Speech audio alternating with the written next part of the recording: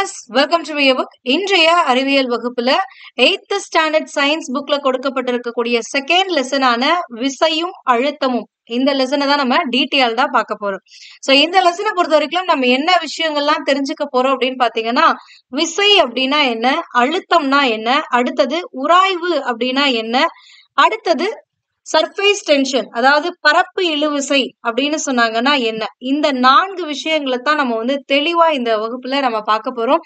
இது தெரிஞ்சாதான் உங்களுக்கு அடுத்த கட்டமா இருக்கக்கூடிய உந்தம், கணத்தாக்கு இதெல்லாமே ஈஸியா புரியும். ஓகேங்களா? சோ அதுக்காக பேசிக் தான் 8th ஸ்டாண்டர்ட்ல கொடுத்திருப்பாங்க. 9th ஸ்டாண்டர்ட் பண்ணும்போது இதை விட கொஞ்சம் அட்வான்ஸ்டா இருக்கும். அடுத்தது 10th போகும்போது இதை விட கொஞ்சம் அட்வான்ஸ்டா நம்மளுக்கு கொடுத்திருப்பாங்க. ஓகே, இந்த லெசன்ல என்ன கொடுத்திருக்காங்க அப்படிங்கறத பார்க்கலாம். நம்மளுடைய லைஃப்ல நிறைய பொருட்களை நம்ம பாக்குறோம். அப்படி பார்க்கும் பொழுது ஒரு சில பொருட்கள் என்ன பண்ணுதுன்னா தொடர்ந்து இயங்கி கொண்டே இருக்கும். ஒரு சில பொருட்கள் தொடர்ந்து ஓய்வு நிலையில இருக்கும். ஒரு சில பொருட்கள் அப்பப்போ ஓய்வு நிலையில அப்பப்போ இயங்கி கொண்டிருக்கும். சோ இந்த மாதிரி இயக்கத்துல இருக்கக்கூடிய பொருட்களையும் நம்ம பாக்குறோம், ஓய்வு நிலையில இருக்கக்கூடிய ஒரு பொருளையும் பாக்குறோம். இப்போ ஓய்வு நிலையில இருக்கக்கூடிய ஒரு பந்தை நம்ம உதைக்கிறோம் அப்படின்னா அது என்ன ஆகும்? மூவ் ஆகும். கரெக்டா? சோ அது எதனால மூவ் ஆகுது அப்படிங்கறத நம்ம தெரிஞ்சுக்கணும். அதே போலவே ஓய்வு நிலையில இருக்கக்கூடிய ஒரு பொருளை இழுக்கும் போது அல்லது தள்ளும் பொழுதும் அது என்ன ஆகும்? நகரும் அப்படின்றோம். அப்ப ஒரு ஓய்வு நிலையில இருக்கக்கூடிய ஒரு பந்தை உதைச்சோம்னா அது நகருது. அதே மாதிரி வேற ஏதாவது ஒரு பொருள் ஸ்டேபிளா ஒரே இடத்துல ஸ்டேஷனரி பொசிஷன்ல இருக்கு அப்படின்னா அந்த பொருளை நம்ம புடிச்சு இழுத்தனால அந்த பொருள் இயக்கத்துக்கு வருது. இல்ல அந்த பொருளை புடிச்சு தள்ளணும்னால அது என்ன ஆகுது? ஒரு இயக்கத்துக்கு வருது, அதாவது நகருது. சோ இந்த மாதிரி இழுக்கும் அல்லது தள்ளும் இந்த செயலைத்தான் விசை அப்படின்றாங்க. அப்ப விசை அப்படின்னா என்னன்னா, நம்ம ஒரு பொருளுடைய இயக்கத்தை மாற்றுவதற்காக நம்ம பயன்படுத்தக்கூடியதுதான் விசை அப்படின்றோம். இன்னும் சிம்பிளா சொல்லணும்னா, பந்து ஓய்வு நிலையில இந்த இடத்துல இருக்கு. நம்ம இப்ப எட்டி உதைக்கிறோம். உதைக்கும் போது இந்த பந்து என்ன பண்ணும்? ஓய்வு நிலையில இருக்கிறது இயக்க ஆரம்பிக்கும். அப்ப இந்தாண்ட உருண்டு ஓட ஆரம்பிக்கும். சோ அப்போ ஒரு பொருளை ஓய்வு நிலையில இருந்து இயக்க நிலைக்கு கொண்டு போகணும்னா நம்ம ஒரு செயல் செய்யறோம். அந்த செயலை தான் விசை அப்படின்னு சொல்றாங்க. இதை இப்படியும் சொல்லலாம். ஒரு பொருள் தொடர்ந்து இயக்க நிலையில இருக்கு. அதாவது இந்த பொருளானது இந்த திசையை பார்த்து ஓடிக்கிட்டே இருக்கு. இப்ப நான் ஆப்போசிட்ல போயிட்டு இங்க ஒரு ஃபோர்ஸ கொடுத்தேன் அப்படின்னா இந்த பொருள் என்ன ஆயிடும்? நின்னுடும், இல்லைன்னா ஸ்லோ ஆயிடும். கரெக்டா? இல்லைன்னா ஓடிட்டு இருக்க பொருள் மேல போயிட்டு நான் இதை புடிச்சு இழுக்கிறேன். இப்படி ஓடிக்கிட்டு இருக்க பொருளை இப்படி புடிச்சு இப்படி இழுக்கிறேன். இழுக்கும் பொழுது என்ன ஆகும்? இது ஓய்வு நிலைக்கு வந்துடும். அப்போ ஒரு பொருளுடைய நிலையை சேஞ்ச் பண்றது, ஓய்வு நிலையில இருந்தா இயக்க நிலைக்கும், இயக்க நிலையில இருந்தா ஓய்வு நிலைக்கும் அந்த சேஞ்ச் பண்ணக்கூடிய அந்த செயல் இருக்கு பாருங்க, அததான் இங்க விசை அப்படின்னு சொல்றாங்க. புரியுதுங்களா? அண்ட் இது மட்டும்தான் விசையா அப்படின்னா கிடையாது. இப்போ ஒரு பொருள் ஒரு 10 km/h ஸ்பீட்ல போய்கிட்டு இருக்கு, இந்த வேகத்துல போகுதுன்னா இதை இன்னும் ஃபாஸ்டா இது பண்றதுக்காக நான் இன்னொரு ஃபோர்ஸ், ஒரு செயலை இந்த பொருளுடைய டைரக்ஷன்லயே, அந்த பொருள் எந்த டைரக்ஷன்ல மூவ் ஆகுதோ அதே டைரக்ஷன்ல நான் ஒரு ஃபோர்ஸ் கொடுத்தேன்னா இதோடைய வேகம் என்ன ஆகும்? இன்னும் அதிகரிக்கும். இதுவே இதோடைய டைரக்ஷன் இல்லாம போற டைரக்ஷனுக்கு ஆப்போசிட் டைரக்ஷன்ல புடிச்சு நான் இழுக்கிறேன். அப்ப நான் இழுக்கும் பொழுது அது 10 km/h ஸ்பீட்ல முன்னாடி போயிட்டு இருக்கிறது, நான் அதை புடிச்சு பின்னாடி இழுத்தேன்னா அதோடைய ஸ்பீட் என்ன ஆகும்? குறையும். ஏன்னா நான் ஒரு ஃபோர்ஸ ஆப்போசிட் டைரக்ஷன்ல கொடுக்குறேன். அப்படிங்கும் பொழுது இது குறையும். சோ இந்த மாதிரி ஒரு பொருள் இயக்கத்துல இருக்கும்போது அதோடைய வேகத்தை குறைக்கிற அந்த செயலும் விசை அப்படின்னு தான் சொல்லுவோம். அப்ப இது மட்டுமா அப்படின்னா கிடையாது. இப்போ ஒரு பொருளானது இந்த டைரக்ஷன்ல மூவ் ஆகிக்கிட்டு இருக்கு. அதாவது இது ஈஸ்ட் டைரக்ஷன். இப்போ நார்த், ஈஸ்ட், வெஸ்ட், சவுத்னு இருக்குன்னா இந்த பந்து ஈஸ்ட் டைரக்ஷனை பார்த்து ஓடிக்கிட்டு இருக்கு. ஓடிட்டு இருக்கும் பொழுது நான் இங்க இருந்து இப்படி ஒரு ஃபோர்ஸ் கொடுத்தேன்னா இந்த பந்தோட டைரக்ஷன் என்ன ஆகும்? இப்படி போயிட்டு இருக்கிறது இப்படி திரும்பி போக ஆரம்பிச்சிருமா? சோ இந்த மாதிரி ஒரு பொருள் அதோடைய இயக்கத்துல இருக்கக்கூடிய அதோட திசையிலிருந்து இன்னொரு திசைக்கு நான் மாத்துறதுக்கு நான் செய்யக்கூடிய அந்த செயலும் என்னதானா ஃபோர்ஸ் தான்.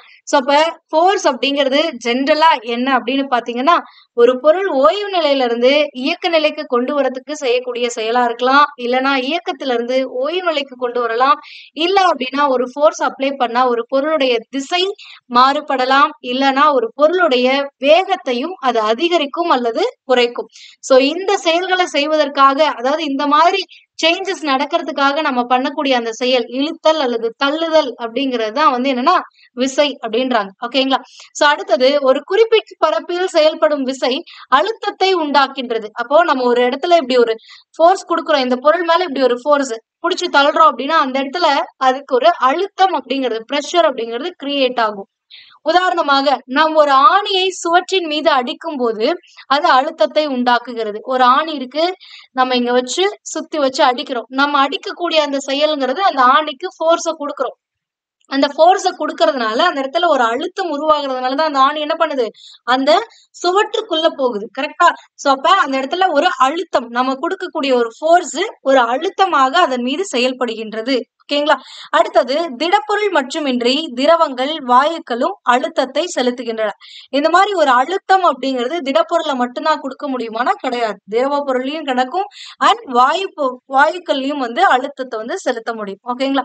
திரவங்கள் மற்றும் வாயுக்களால் செயல்படுத்தப்படும் அழுத்தம் பல வகைகளில் பயன்படுகிறது.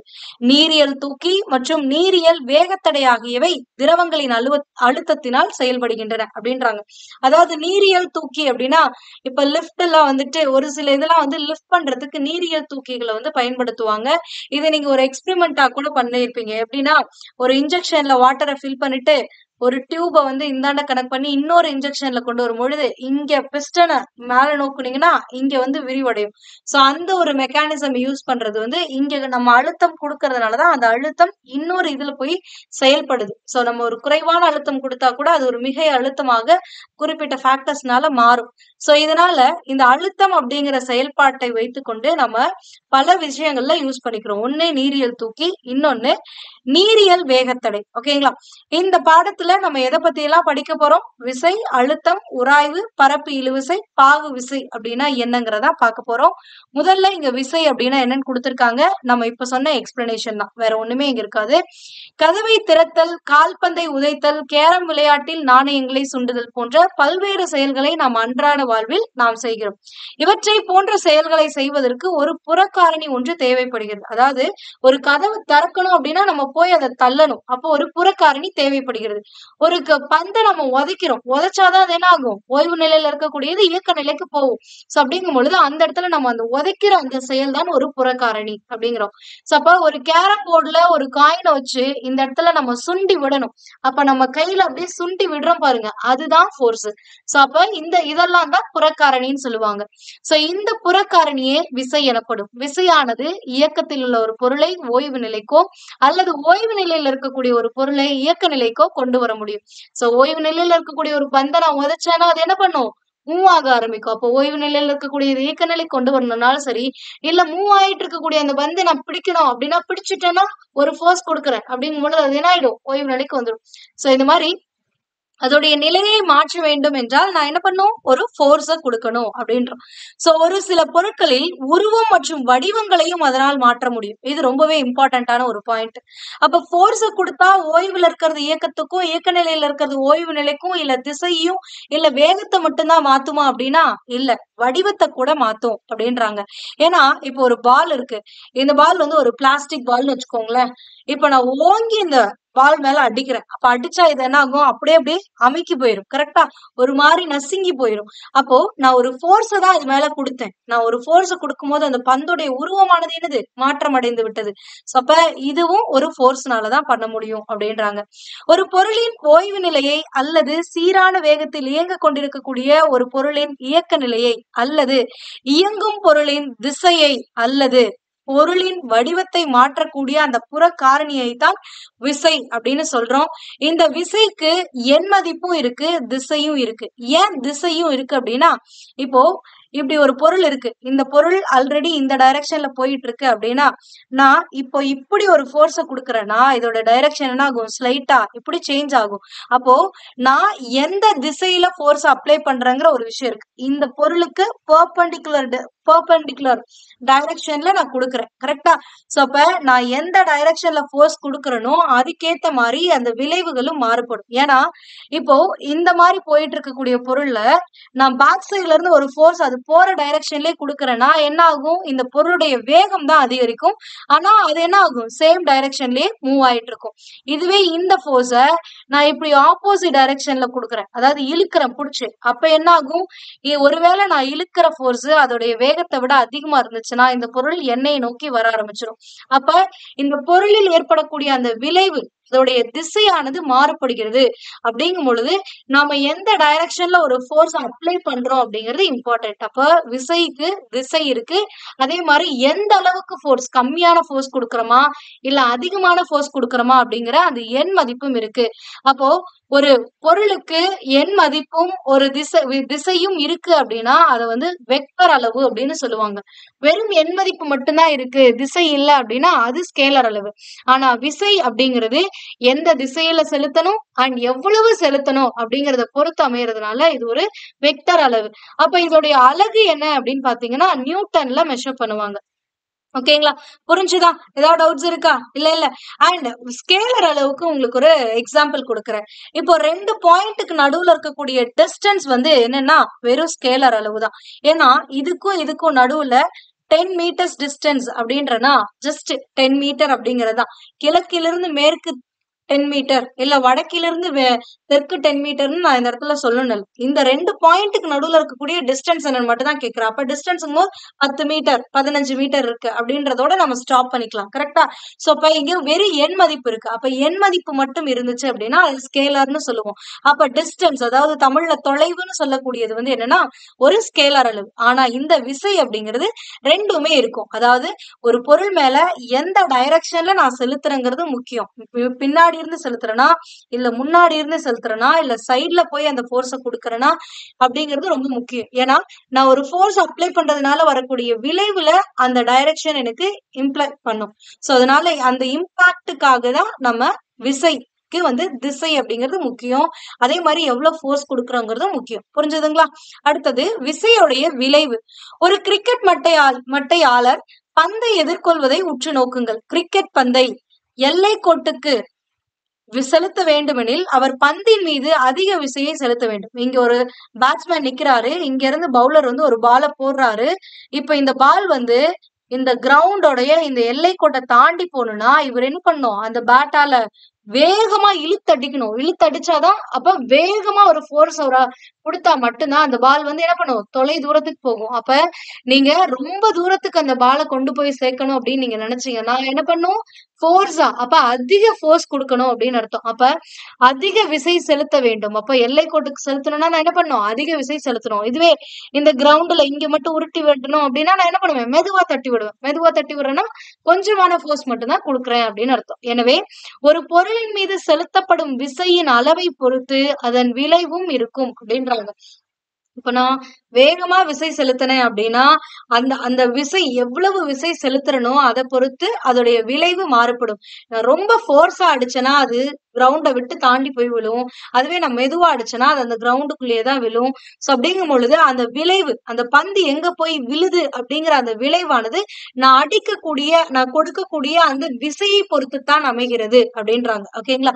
சோ அடுத்து நம்ம பார்க்கக்கூடியது என்னன்னா இங்க ஒரு செயல்பாடு கொடுத்திருப்பாங்க. ஒரு மரப்பலகையின் மீது மிக கூர்மையான ஊசிகள் குறுக்கு நெருக்கமாக வரிசையாக அடுக்கி வைக்கவும். ஒரு பலூனை காற்று நிரப்பவும் ஊசிகள் மேல் பலூனை வைத்து மெதுவாக அதன் மீது ஒரு சிறிய புத்தகத்தை வைக்கவும். பலூன் வெடிக்குமா இல்ல ஊசிகள் பலூனை வெடிக்க செய்யுமா அப்படின்றாங்க. அதாவது இந்த மாதிரி ஒரு டேபிள் மேல நிறைய பின்ஸ் எல்லாம் போட்டுட்டு அதுக்கு மேல ஒரு பலூனை நல்லா ஊதி வச்சுட்டு நீங்க ஒரு கையில ஃபோர்ஸ் கொடுத்தாலும் சரி இல்லைன்னா ஈக்குவல் ஃபோர்ஸ்க்காக ஒரு புக்கை தூக்கி அந்த பலூன் மேல வச்சீங்கன்னா இந்த பலூன் வெடிக்குமா அப்படின்னா கண்டிப்பா வெடிக்காது. ஏன் வெடிக்காது அப்படி, அந்த புக்கோட வெயிட்டை பொறுத்தும் மாறுபடும். ஓகேங்களா? அப்புறம் நீங்க போயிட்டு டெஸ்ட் பண்ணி பார்த்துட்டு மேம் வெடிச்சிருச்சு மேம் அப்படின்றாதீங்க. அது நம்ம எவ்வளவு ஃபோர்ஸ் அந்த பலூன் மேல கொடுக்குறோம் அண்ட் அதுல எவ்வளவு அழுத்தம் உருவாகுது அண்ட் அது எவ்வளவு பரப்பு மேல செயல்படுதுங்கிறத பொறுத்துதான் அந்த பலூன் வந்து வெடிக்குமா வெடிக்காதாங்கிறது. ஓகேங்களா? ஆனா இங்க என்ன கான்செப்ட்னா இத்தனை பின்ஸ் வச்சு கூட இந்த பலூன் வெடிக்காதா? ஏன்னா ஒரு பின் வச்சாலே டப்புன்னு வெடிச்சு போயிருது இல்ல. அப்ப இத்தனை பின்ஸ் கொடுக்கும் பொழுது இந்த பலூன் வெடிக்காதானா வெடிக்காது. அதற்கான காரணம் என்னன்னா ஒரே ஒரு ஊசியை கொண்டு பலூனின் மீது அழுத்தினாலே அது வெடித்து விடும். ஆனால் இங்கு பல ஊசிகள் அழுத்தினாலும் அது வெடிக்கவில்லை. ஒரே ஒரு ஊசியானது சிறிய பரப்பின் மீது அதிக அழுத்தத்தை ஏற்படுத்துகிறது. அப்போ நான் ஒரு ஊசியை வச்சு, இதுதான் பலூன், இப்ப நான் ஒரு ஊசியை வச்சு குத்துறேன்னா அது இந்த ஒரு பாயிண்ட்ல நிறைய ஃபோர்ஸ கொடுக்குது. சோ அப்ப அந்த ஒரு பாயிண்ட்ல அதிக அழுத்தம் கொடுக்கறதுனால இந்த பலூன் என்ன ஆயிடும் அப்படின்னா டப்புன்னு வெடிச்சிடும். இதுவே இந்த மாதிரி பல ஊசிகள்ங்கும் போது இப்படி ஒரு பலூன் இருக்குன்னா, இப்ப இத்தனை ஊசியும் வச்சு நீங்க குத்துறீங்கன்னா, இப்போ இதோடைய ஏரியா பாருங்க எவ்வளவு பெருசு. அப்ப இந்த ஏரியால நான் குடுக்கக்கூடிய அழுத்தம் பத்தல. அதனாலதான் அந்த பலூன் ஆனது வெடிக்கல. ஓகேங்களா? ஆனா இந்த இடத்துல ஒரு பர்ட்டிகுலர் ஒரே ஒரு சின்ன பாயிண்ட்ல நான் ஒரு அழுத்தத்தை குடுக்கிறேன். அதனால அந்த அழுத்தத்தின் காரணமாக அந்த பலூன் வெடிச்சிருச்சு. ஓகேங்களா? சோ அப்ப பரப்பு பெருசா இருந்துச்சு அப்படின்னா, நீங்க நிறைய ஃபோர்ஸ் குடுத்தா மட்டும்தான் அந்த அழுத்தம், அந்த பலூனை உடைக்கிறதுக்கு தேவையான அழுத்தத்தை நீங்க கொடுக்க முடியும். ஓகேங்களா? அப்போ ஒரு சின்ன ஒரு பாயிண்ட்ல நீங்க குடுக்குறீங்கன்னா, கொஞ்சமா குடுத்தா கூட அந்த பலூன் உடைஞ்சிரும். ஆனா ஒரு பெரிய பரப்பளவுல பல ஊசிகள் வச்சு பண்ணும் பொழுது, அப்போ அந்த அழுத்தமானது அந்த பெரிய பரப்பளவுல ஸ்ப்ரெட் ஆகுது. அப்ப அந்த பலூன் உடையறதுக்கு தேவையான அழுத்தம் அங்க கிடைக்கல. அதனால அந்த பலூன் உடையாம இருக்கும். ஓகேங்களா? சோ அதுதான் காரணம். பல ஊசிகள் சேர்ந்து அதிக பரப்பில் குறைவான அழுத்தத்தை ஏற்படுத்துகிறது. ஏன்னா இந்த ஊசியும் அழுத்துது, இந்த ஊசியும் அழுத்துது, இந்த ஊசியும் அழுத்துது, எல்லா ஊசியும் அழுத்துதுங்கும் போது இங்க மிகப்பெரிய பரப்பு. அப்ப பெரிய பரப்புல குறைந்த அழுத்தமானது என்ன பண்ணுது? ஸ்ப்ரெட் ஆகும் பொழுது குறைந்த அழுத்தம் தான் அந்த பலூனின் மீது செயல்படுது அப்படின்றாங்க. இங்கு செயல்படுத்தப்படும் விசையானது அதிகமான புறப்பரப்பில் பகிர்ந்தளிக்கப்படுவதனால் பலூன் வெடிப்பதில்லை. இதன் மூலம் விசையின் விளைவானது அதனுடைய எண் மதிப்பையும் அது செயல்படும் பரப்பையும் சார்ந்தது என்பதும் தெளிவாகிறது. இதுவரைக்கும் நம்ம என்ன சொன்னோம்? ஒரு விசை அப்படிங்கிறது எந்த டைரக்ஷன்ல கொடுக்கிறோம் அண்ட் எவ்வளவு ஃபோர்ஸ் கொடுக்கிறோம், எவ்வளவு எண் மதிப்பு கொடுக்கிறோங்கிறத பொறுத்து மாறுபடணும். அது மட்டும் இல்லாம அது எந்த அளவுக்கு ஏரியா, எவ்வளவு ஏரியால நம்ம கொடுக்கிறோங்கிறத பொறுத்தும் அதோடைய விளைவானது மாறுபடும். ஓகேங்களா? அடுத்தது எந்த ஒரு பொருளின் புறப்பரப்பிற்கும் செங்குத்தாக செயல்படக்கூடிய விசை உந்து விசை அப்படின்றாங்க. அப்ப உந்து விசை அப்படின்னா என்னன்னா, இப்ப ஒரு பொருள் இப்படி இருக்குன்னா, இந்த பொருள் மேல இப்படி நான் வெர்டிகலா ஒரு ஃபோர்ஸ் கொடுக்குறேன்னா, இந்த பொருள் இந்த டைரக்ஷன்ல இருக்கு, இது இப்படி இருக்கு. அப்ப இது என்னது? ஒரு செங்கோணம். இதுலதான் ஒரு பர்பண்டிகுலரா ஒரு ஃபோர்ஸ் கொடுக்குறேன். அப்ப நான் இந்த மாதிரி கிடைமட்டமா இல்லாம செங்குத்தா ஒரு ஃபோர்ஸ குடுக்குறேன் அப்படின்னா, அந்த ஃபோர்ஸ தான் உந்து விசை அப்படின்னு சொல்லுவாங்க. இதையும் அதே அழகால தான் அளவிடுவோம், நியூட்டன். இதுக்கு என்ன விசைக்கும் உந்து விசைக்கு என்ன டிஃபரன்ஸ் அப்படின்னா, எல்லா விசையும் விசைதான். ஆனா எல்லா உந்து விசையும் விசைதான். ஆனா எல்லா விசையும் உந்து விசை ஆயிட முடியாது. ஓகேங்களா? எல்லா உந்து விசையும் விசையாகும். ஆனா எல்லா விசையும் உந்து விசையாக மாற முடியாது. ஏன்னா நான் இப்ப இந்த பொருள் இருக்குன்னா, இந்த பொருள் மேல இந்த கார்னர்ல இப்படி ஒரு ஃபோர்ஸ் குடுக்குறேன்னு வச்சுக்கோங்களேன். இது வந்து நான் கிராஸா குடுக்குறேன். இந்த சர்ஃபேஸுக்கு இப்படிதான் குடுக்குறேன். பர்பண்டிகுலரா குடுத்தேன்னா ஓகே. ஆனா சாய்வா குடுக்குறேன் அப்படின்னா, இது வந்து என்னன்னு பாத்தீங்கன்னா, உந்து விசை கிடையாது. ஓகேங்களா? சோ அப்ப உந்து விசை அப்படின்னா செங்குத்தா செலுத்துறதுதான் உந்து விசை அப்படின்னு சொல்லுவோம். ஆனா ஃபோர்ஸ வந்து நம்ம எப்படி வேணாலும் குடுக்கலாம். செங்குத்தாவும் குடுக்கலாம், கிடைமட்டமாவும் குடுக்கலாம். இப்ப இந்த பொருள் இந்த டைரக்ஷன்ல மூவ் ஆகிக்கிட்டு இருக்குன்னா, நான் அதே டைரக்ஷன்ல ஃபோர்ஸ குடுத்தேன்னா கிடைமட்டமா குடுக்கறது. இப்ப இப்படி குடுக்குறேன்னா செங்குத்து, இப்படி குடுக்குறேன்னா செங்குத்து. ஓகேங்களா? சோ இதுதான் கான்செப்ட். புரிஞ்சுச்சுங்களா? அடுத்தது அழுத்தம் அப்படின்னா என்ன? அழுத்தம் என்ற இயற்பியல் அளவை பயன்படுத்தி விசை ஏற்படுத்தும் விளைவை அளக்கலாம். அதாவது அழுத்தம்ங்கிற அந்த பிசிக்ஸ் ஃபேக்டரை யூஸ் பண்ணி நம்ம என்ன பண்ணலாம் அப்படின்னா, விசையோடைய விளைவு, ஒரு ஃபோர்ஸை நம்ம அப்ளை பண்ணோம்னா அது எப்படி எல்லாம் என்னென்னலாம் பண்ணும், அதனுடைய விளைவு எப்படி இருக்கும் அப்படிங்கிறத நம்ம தெரிஞ்சுக்கலாம். அதுக்காக தான் இந்த அழுத்தம் பயன்படுது. அப்ப அழுத்தம் அப்படின்னா என்னன்னா, ஒரு பொருளின் ஒரு சதுர மீட்டர் புறப்பரப்பின் மீது செங்குத்தாக செயல்படக்கூடிய விசை அல்லது உந்து விசைதான் அழுத்தம் அப்படின்றாங்க. இப்ப இதுதான் வந்து 1 ஸ்கொயர் மீட்டர்ஸ் அப்படின்னு வச்சுக்கோங்களேன். இந்த 1 ஸ்கொயர் மீட்டர் மேல நான் எவ்வளவு ஃபோர்ஸ் கொடுக்கறனோ அந்த ஃபோர்ஸ்னால உருவாகக்கூடியதுதான் வந்து அழுத்தம். ஓகேங்களா? சோ இந்த 1 ஸ்கொயர் மீட்டர்ல செயல்படக்கூடிய அந்த ஃபோர்ஸை தான் நான் என்னன்னு சொல்றேன்? அழுத்தம். ஏன்னா இந்த 1 ஸ்கொயர் மீட்டர்ல அந்த ஃபோர்ஸ்னால எவ்வளவு இது ஆகுதோ தட் இஸ் கால்ட் பிரஷர், அழுத்தம். ஓகேங்களா? சோ அப்ப அழுத்தம் அப்படிங்கிறது நான் செயல்படுத்தக்கூடிய அந்த விசை டிவைடட் பை பரப்பு. விசைங்கிறது ஃபோர்ஸ், அப்ப எஃப். பரப்புங்கிறது ஏரியா, அப்ப ஏ. அப்ப pressure equal to force by area அப்படின்னு சொல்றாங்க. அடுத்தது அழுத்தத்தோடைய எஸ்ஐ அலகு என்ன அப்படின்னு பாத்தீங்கன்னா பாஸ்கல். இது ஏன் பாஸ்கல் அப்படிங்கிற பெயர் வந்துச்சுன்னா, பிரெஞ்சு அறிவியல் அறிஞரான பிளைஸ் பாஸ்கல் அவங்களுடைய நினைவாக இந்த அழுத்தத்திற்கு வந்து பாஸ்கல் அப்படின்னு சொல்லி பெயர் சூட்டியிருப்பாங்க. அப்ப ஃபோர்ஸுக்கு என்ன யூனிட்? நியூட்டன். அண்ட் ஏரியாக்கு என்ன யூனிட்? 1 ஸ்கொயர் மீட்டர்னோ, அப்ப ஸ்கொயர் மீட்டர்ஸ். அப்ப நியூட்டன் பை மீட்டர் ஸ்கொயர் அப்படிங்கிறது தான் பிரஷருக்கான யூனிட். அதை தான் எப்படி எழுதியிருக்காங்கன்னா 1 newton per metre per the power -2 அப்படின்னு எழுதியிருக்காங்க. ஏன் அப்படி எழுதியிருக்காங்கன்னா, இந்த டினாமினேட்டர்ல இருக்கக்கூடிய வேல்யூ நான் ஸ்ட்ரெயிட்டா எழுதணும்னா என்ன பண்ணா, ஜஸ்ட் இங்க இருக்கக்கூடிய வேல்யூவோட சைனை சேஞ்ச் பண்ணும். பவர்ல இருக்கக்கூடியதோடைய வேல்யூவோட சைனை சேஞ்ச் பண்ணும். அப்ப +2 இங்க இருக்கனால நான் -2 மாத்திட்டேன்னா ஒரே லைன்ல எழுதிடலாம். இந்த மாதிரி பின்னமா எழுத தேவையில்லை. ஃபிராக்ஷன்ஸ்ல எழுதாம ஒரே ஸ்ட்ரெயிட் லைன்ல எழுதணும் அப்படின்னா டினாமினேட்டர்ல இருக்கக்கூடிய வேல்யூவோட பவர்ல இருக்கக்கூடிய சைனை சேஞ்ச் பண்ணி எழுதணும். அப்ப ஒரு பாஸ்கல்னா என்னது, நியூட்டன் மீட்டர் the power -2. ஓகேங்களா. அடுத்தது விசையால் செலுத்தப்படும் அழுத்தத்தின் விளைவு எண் மதிப்பையும் அது செயல்படும் தொடுபரப்பையும் சார்ந்து இருக்கும். இப்ப ஒரு விசையால உருவாக்கப்படக்கூடிய அந்த அழுத்தம் ஆனது எதை பொறுத்து இருக்கும் அப்படின்னா, அந்த விசையோடைய எண் மதிப்பையும் அது எவ்வளவு ஏரியாக்குள்ள செயல்படுது அப்படிங்கறத பொறுத்து மாறுபடும். ஏன்னா பலூன்ல ஒரு பெரிய பரப்பு மேல, அதாவது இவ்வளவு பெரிய பரப்பு மேல ஊசிகள் செயல்படுறதுனால அந்த அழுத்தம் பகிர்ந்தளிக்கப்படுது. அதுவே ஒரு பாயிண்ட்ல ஒரு ஊசியை வச்சு குத்துனோம்னா இந்த பலூன் உடைஞ்சிரும். ஏன்னா ஒரே ஒரு பாயிண்ட்ல ஒரு குறுகிய பரப்புல ஒரு போர்ஸ கொடுக்கறதுக்கும் ஒரு பெரிய பரப்புல பல போர்சஸ கொடுக்கறதுக்கும் டிஃபரன்ஸ் இருக்கு. அப்ப அழுத்தம் மாறுபடும் அப்படின்றாங்க. சோ அப்ப அந்த அழுத்தம் அப்படிங்கிறது நம்ம கொடுக்கக்கூடிய அந்த விசை அது மட்டும் இல்லாம அதோடைய எண் மதிப்பு அண்ட் அது எவ்வளவு ஏரியா மேல ஆக்ட் ஆகுதுங்கிறத பொறுத்து மாறுபடும். அதுதான் தொடுபரப்பையும் சார்ந்து அமையும். அடுத்து இங்க ஒரு கணக்கீடு கொடுத்திருக்காங்க. இது ரொம்ப இம்பார்ட்டன்ட். ஏன்னா இதே மாதிரி உங்களுக்கும் வேல்யூஸ் கொடுத்துட்டு கால்குலேட் பண்ண சொல்லலாம். ஒரு யானையின் சராசரி எடை எவ்வளவு அப்படின்னு பாத்தீங்கன்னா 4000 நியூட்டன். அதன் ஒரு பாதத்தின் பரப்பு 0.1 ஸ்கொயர் மீட்டர்ஸ். யானையின் ஒரு கால் மூலம் செலுத்தப்படக்கூடிய அழுத்தம் என்ன அப்படின்றாங்க. அழுத்தத்துக்கான ஃபார்முலா என்ன, ஃபோர்ஸ் பை ஏரியா. ஃபோர்ஸ் எவ்வளவு, 4000 யூனிட். அதாவது ஃபோர்ஸ்ங்கிறது இங்க வெயிட் தான். அந்த வெயிட் தான் அந்த குறிப்பிட்ட பரப்பு மேல செயல்படுது. ஓகேங்களா. சோ அப்ப இந்த யானையோடைய 0.1 மீட்டர்ல தான் அந்த வெயிட், அந்த யானையோடைய மொத்த வெயிட்டையும் தாங்கிட்டு நிக்குது. அப்ப அந்த வெயிட் தான் இங்க ஃபோர்ஸ். ஓகேங்களா.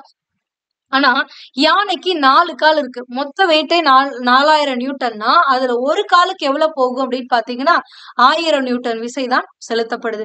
அப்ப ஒரு கால் மேல செயல்படக்கூடிய விசை 1000 நியூட்டன் டிவைடட் பை எவ்வளவு ஏரியா மேல அந்த 1000 நியூட்டன் செயல்படுதுன்னா 0.1. அப்போ இதை டிவைட் பண்ணீங்க அப்படின்னா என்ன வரும், 1000 divided by newton square metres. இதை அப்படியே வச்சுக்கோங்க. இந்த 0.1 1 மாத்தோம்னா இன்ட்டு 10 போடணும். கரெக்டுங்களா. சோ அப்ப இங்க இன்ட்டு 10 போடுறேன்னா நான் என்ன பண்ணுவேன், மேலேயும் இன்ட்டு 10 போட்டுருவேன். அப்ப 10,000 by 1 வரும், which is newton metre power -2. அப்ப 10,000 அப்படிங்கும் பொழுது 10,000 நியூட்டன் பர் ஒரு சதுர மீட்டர்ல எவ்வளவு அழுத்தம் செயல்படுது, 10,000 நியூட்டன் அழுத்தமானது செயல்படுகிறது. அப்ப யானையின் ஒரு காலால் ஒரு சதுர மீட்டர் பரப்பின் மீது செலுத்தப்படக்கூடிய அழுத்தம் எவ்வளவு அப்படின்னு பாத்தீங்கன்னா 10,000 நியூட்டன். அதாவது 1 ஸ்கொயர் மீட்டர் ஏரியால அந்த யானையுடைய கால்ல 10,000 மீட்டர்ஸ் நியூட்டன் ஃபோர்ஸ் ஆக்ட் ஆகும் அப்படின்றாங்க. சோ அதுதான் அழுத்தம். அடுத்தது, ஒரு பொருளின் மீதான அழுத்தத்தை அதிகரிக்க அதன் மீது செயல்படும் உந்து விசையை அதிகரிக்க வேண்டும் அல்லது உந்து விசை செயல்படும் பரப்பை குறைக்க வேண்டும். அப்ப ஒரு பொருள் மேல நம்ம அழுத்தம் அதிகரிக்கணும் அப்படின்னா நம்ம என்ன பண்ணும், ஒண்ணு ஃபோர்ஸ் அதிகமா கொடுத்தோம்னா அழுத்தம் அதிகரிக்கும். இல்லைன்னா இந்த ஏரியா, அந்த ஃபோர்ஸ் ஆக்ட் ஆகக்கூடிய ஏரியா அதிகமா இருந்துச்சுன்னா அந்த அழுத்தம் ஈக்குவலா ஸ்ப்ரெட் ஆகி போயிடும். அப்ப குறைஞ்சிரும். அப்ப அந்த ஏரியாவை குறைக்கிறோம், அந்த ஃபோர்ஸ் அப்ளை பண்ணக்கூடிய அந்த ஏரியாவை குறைச்சிட்டோம் அப்படின்னா அந்த இடத்துலயும் அந்த அழுத்தமானது அதிகரிக்கும் அப்படின்றாங்க. சோ அதுதான் இங்க கொடுத்திருக்காங்க. அதாவது ஒரு பலூனுடைய ஒரு பாயிண்ட் நான் ஃபோர்ஸ் கொடுக்குறேன் அப்படின்னா அழுத்தம் அந்த ஒரு பகுதியில அதிகமாக இருக்கும் அப்படின்னு அர்த்தம். அதுவே பல ஊசிகளை வச்சு அந்த பலூனை குத்துறேன் அப்படிங்கும்போது பல ஊசிகள் போது எல்லாம் சேர்ந்து ஒரு பெரிய ஏரியாக்குள்ள கவர் ஆகுது. அப்ப பெரிய ஏரியால நான் எத்தனை ஊசியை வச்சிருந்தனாலும் நான் கொடுக்கக்கூடிய ஃபோர்ஸ், அதாவது அழுத்தமானது என்ன ஆயிடுது, குறைவாயிடுது. சோ அப்ப அழுத்தம் அதிகரிக்கணும் அப்படின்னா நான் அந்த விசையை செலுத்தக்கூடிய அந்த பரப்பை குறைக்கணும். ஒரு சின்ன பரப்புல தான் அந்த விசையை செலுத்துறேன்னா அழுத்தம் அதிகமாகும். இல்லைன்னா நான் கொடுக்கக்கூடிய ஃபோர்ஸை இன்னும் அதிகமா கொடுக்கணும். பெரிய பரப்பா இருக்குன்னா நான் என்ன பண்ணும், இன்னும் அதிகமா கொடுத்தோம்னா அந்த பலூனானது உடைஞ்சிடும். ஓகேங்களா. அதுதான் இங்க கொடுத்திருக்காங்க. ஒரு பொருளின் மீதான அழுத்தத்தை அதிகரிக்க அதன் மீது செயல்படக்கூடிய விசையை அதிகரிக்கணும். இல்லைன்னா என்ன பண்ணும், உந்து விசை செயல்படக்கூடிய அந்த விசை செயல்படக்கூடிய பரப்பை குறைக்க வேண்டும் அப்படின்றாங்க. மிகச்சிறிய பரப்பின் மீது அதிக அழுத்தத்தை செலுத்தி அதிக விளைவை ஏற்படுத்துவதற்காகவே கோடாரி, ஆணி, கத்தி, ஊசி, துப்பாக்கி குண்டுகள் முதலிய மிகவும் கூர்மையான முனையை கொண்டுள்ளன. அதாவது நீங்க ஒரு புல்லட்டை பாத்தீங்க அப்படின்னா இப்படி இருக்கும், அந்த புல்லட்டோடைய அந்த ஷார்ப் பாயிண்ட் இருக்கும். ஏன்னா இப்போ இங்க ஒரு பாடி இருக்குன்னா இந்த பாடியில மேல போய் இது அதிக ஃபோர்ஸ குடுக்கணும்னா, இது இப்படி இருந்தாதான் அதிக ஃபோர்ஸோட உள்ள சீக்கிரம் நுழைய முடியும். ஒருவேளை இது தட்டையா இருந்திருந்துச்சு அப்படின்னா, இங்க இந்த பொருளுடைய ஃபோர்ஸ் ஆனது இந்த எல்லா இடத்துலயும் ஸ்ப்ரெட் ஆகி ஈக்குவலா இருக்கும். அப்ப இது போய் நுழையும் பொழுது கொஞ்சம் எஃபெக்ட் வந்து கம்மியா இருக்கும். ஓகேங்களா? சோ அதுதான் இங்க குடுத்திருக்காங்க. அடுத்தது எடுத்துக்காட்டுகள்.